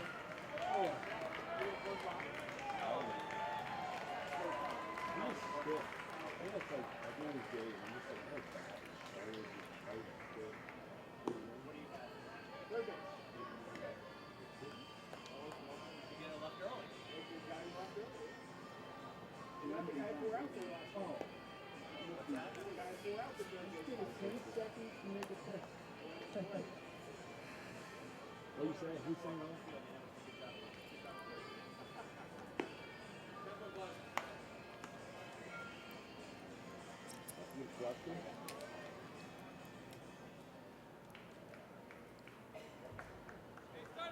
Leading off for the Blue Jays, shortstop number 2, Connor Reynolds. 3 outs to go in the Blue Jay season unless they can mount a monumental comeback. It'll be the top of the order: Connor Reynolds, Brian Lynn, and Colin McCarthy. So the senior Colin McCarthy will get at least one more bat in his collegiate career. Craig Holzer and Chris Casey, also seniors, will follow. Connor today 0 for 4. Stands in against Luis Marotta. First pitch. Misses outside for a ball, a 1-0 count. Connor today, a couple of ground balls to the third baseman, Dan George and Mike Cunningham. A fly ball out to center and a strikeout. This one nowhere near the zone. Marotta throws one about 10 feet. At least it seemed like out of the strike zone there, up and away. And that one trickles back to the backstop, a 2-0 count against Connor Reynolds. 8-1 Alveria, bottom of the ninth. Reynolds ready for the 2-0. He'll show bunt and pull back. That one called a strike, though, and Reynolds did not like the call. He pulled back and immediately turned his head to look at Tom Gandolfo in disbelief that that one was called a strike. Connor from Baltimore, Maryland, went to Loyola High School. The pitch to him, tapped, foul on the right side. Now 2-2 count. Well, Connor has 4 home runs this year. I asked him the last time he had a power surge like this. He said, maybe back my senior year of high school when I had 6 home runs, but other than that, never. He has 5 career collegiate home runs, 1 in his freshman campaign, 4 here in his sophomore year. The 2-2. Fastball lifted in the air to deep left. Going back, Igabellis, shy of the warning track. He camps under it to make the catch, and that's out number 1. Well, Reynolds today is 0 for 5.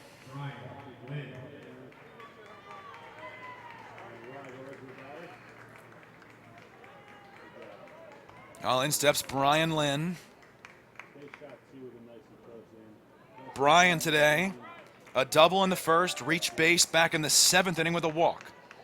Couple of ground outs as well. He's 1 for 3. First pitch to the switch hitting righty. Hit well to deep left. Going back, Igabellis. He looks up, and that one a leaping grab near the arch nemesis for out number 2. What a play there by the left fielder to rob Brian Lynn of extra bases. Take a look at this one. Igabellis, a couple of fly balls to him. This one a tough one, though, and he comes down with it. Leaping grab right in front of the scoreboard. And now the Blue Jays season down to their final out. In steps Colin McCarthy. McCarthy, a walk and a double today. First pitch. Lifted in the air to right center. This should do it. Right fielder Sawyer under it. He makes the catch. Game over. The Blue Jays season comes to a finish here in York, Pennsylvania at Santander Stadium. Craig Holzer, the conference player of the year, has his career come to a close in the on-deck circle. Alveria wins this one by a final of 8-1, and they will advance to the Mid-Atlantic Regional Championship game against Salisbury. Nothing for the Blue Jays to be upset about this season. Last year didn't make it out of the conference tournament. They came in as the lowest seed in the conference tournament, eliminated after 2 games. This year, they win the conference tournament and play 5 games here at the Mid-Atlantic Regional, winning 3 of them. The winning pitcher today, freshman starter Kevin Short, who improves to 1-2, gets his first collegiate win. The losing pitcher, Justin Dreschel, Tom Solomon gets the loss today. He falls to 1-2. Well, fans, it's been a fun season. Blue Jay parents and fans, thank you for tuning in all season long. It's been a fun season. We appreciate you and your viewership this season. As the Blue Jays meet with Bob Babb in foul territory in front of the dugout, getting a standing ovation from the parents here on the third base side, and they give it in return. Now for the final time this season with the Blue Jays, Harrison Swartz signing off. Once again, we appreciate you tuning in at any time this year. We'll see you back next season. Once again, final score, Alveria 8, Johns Hopkins 1.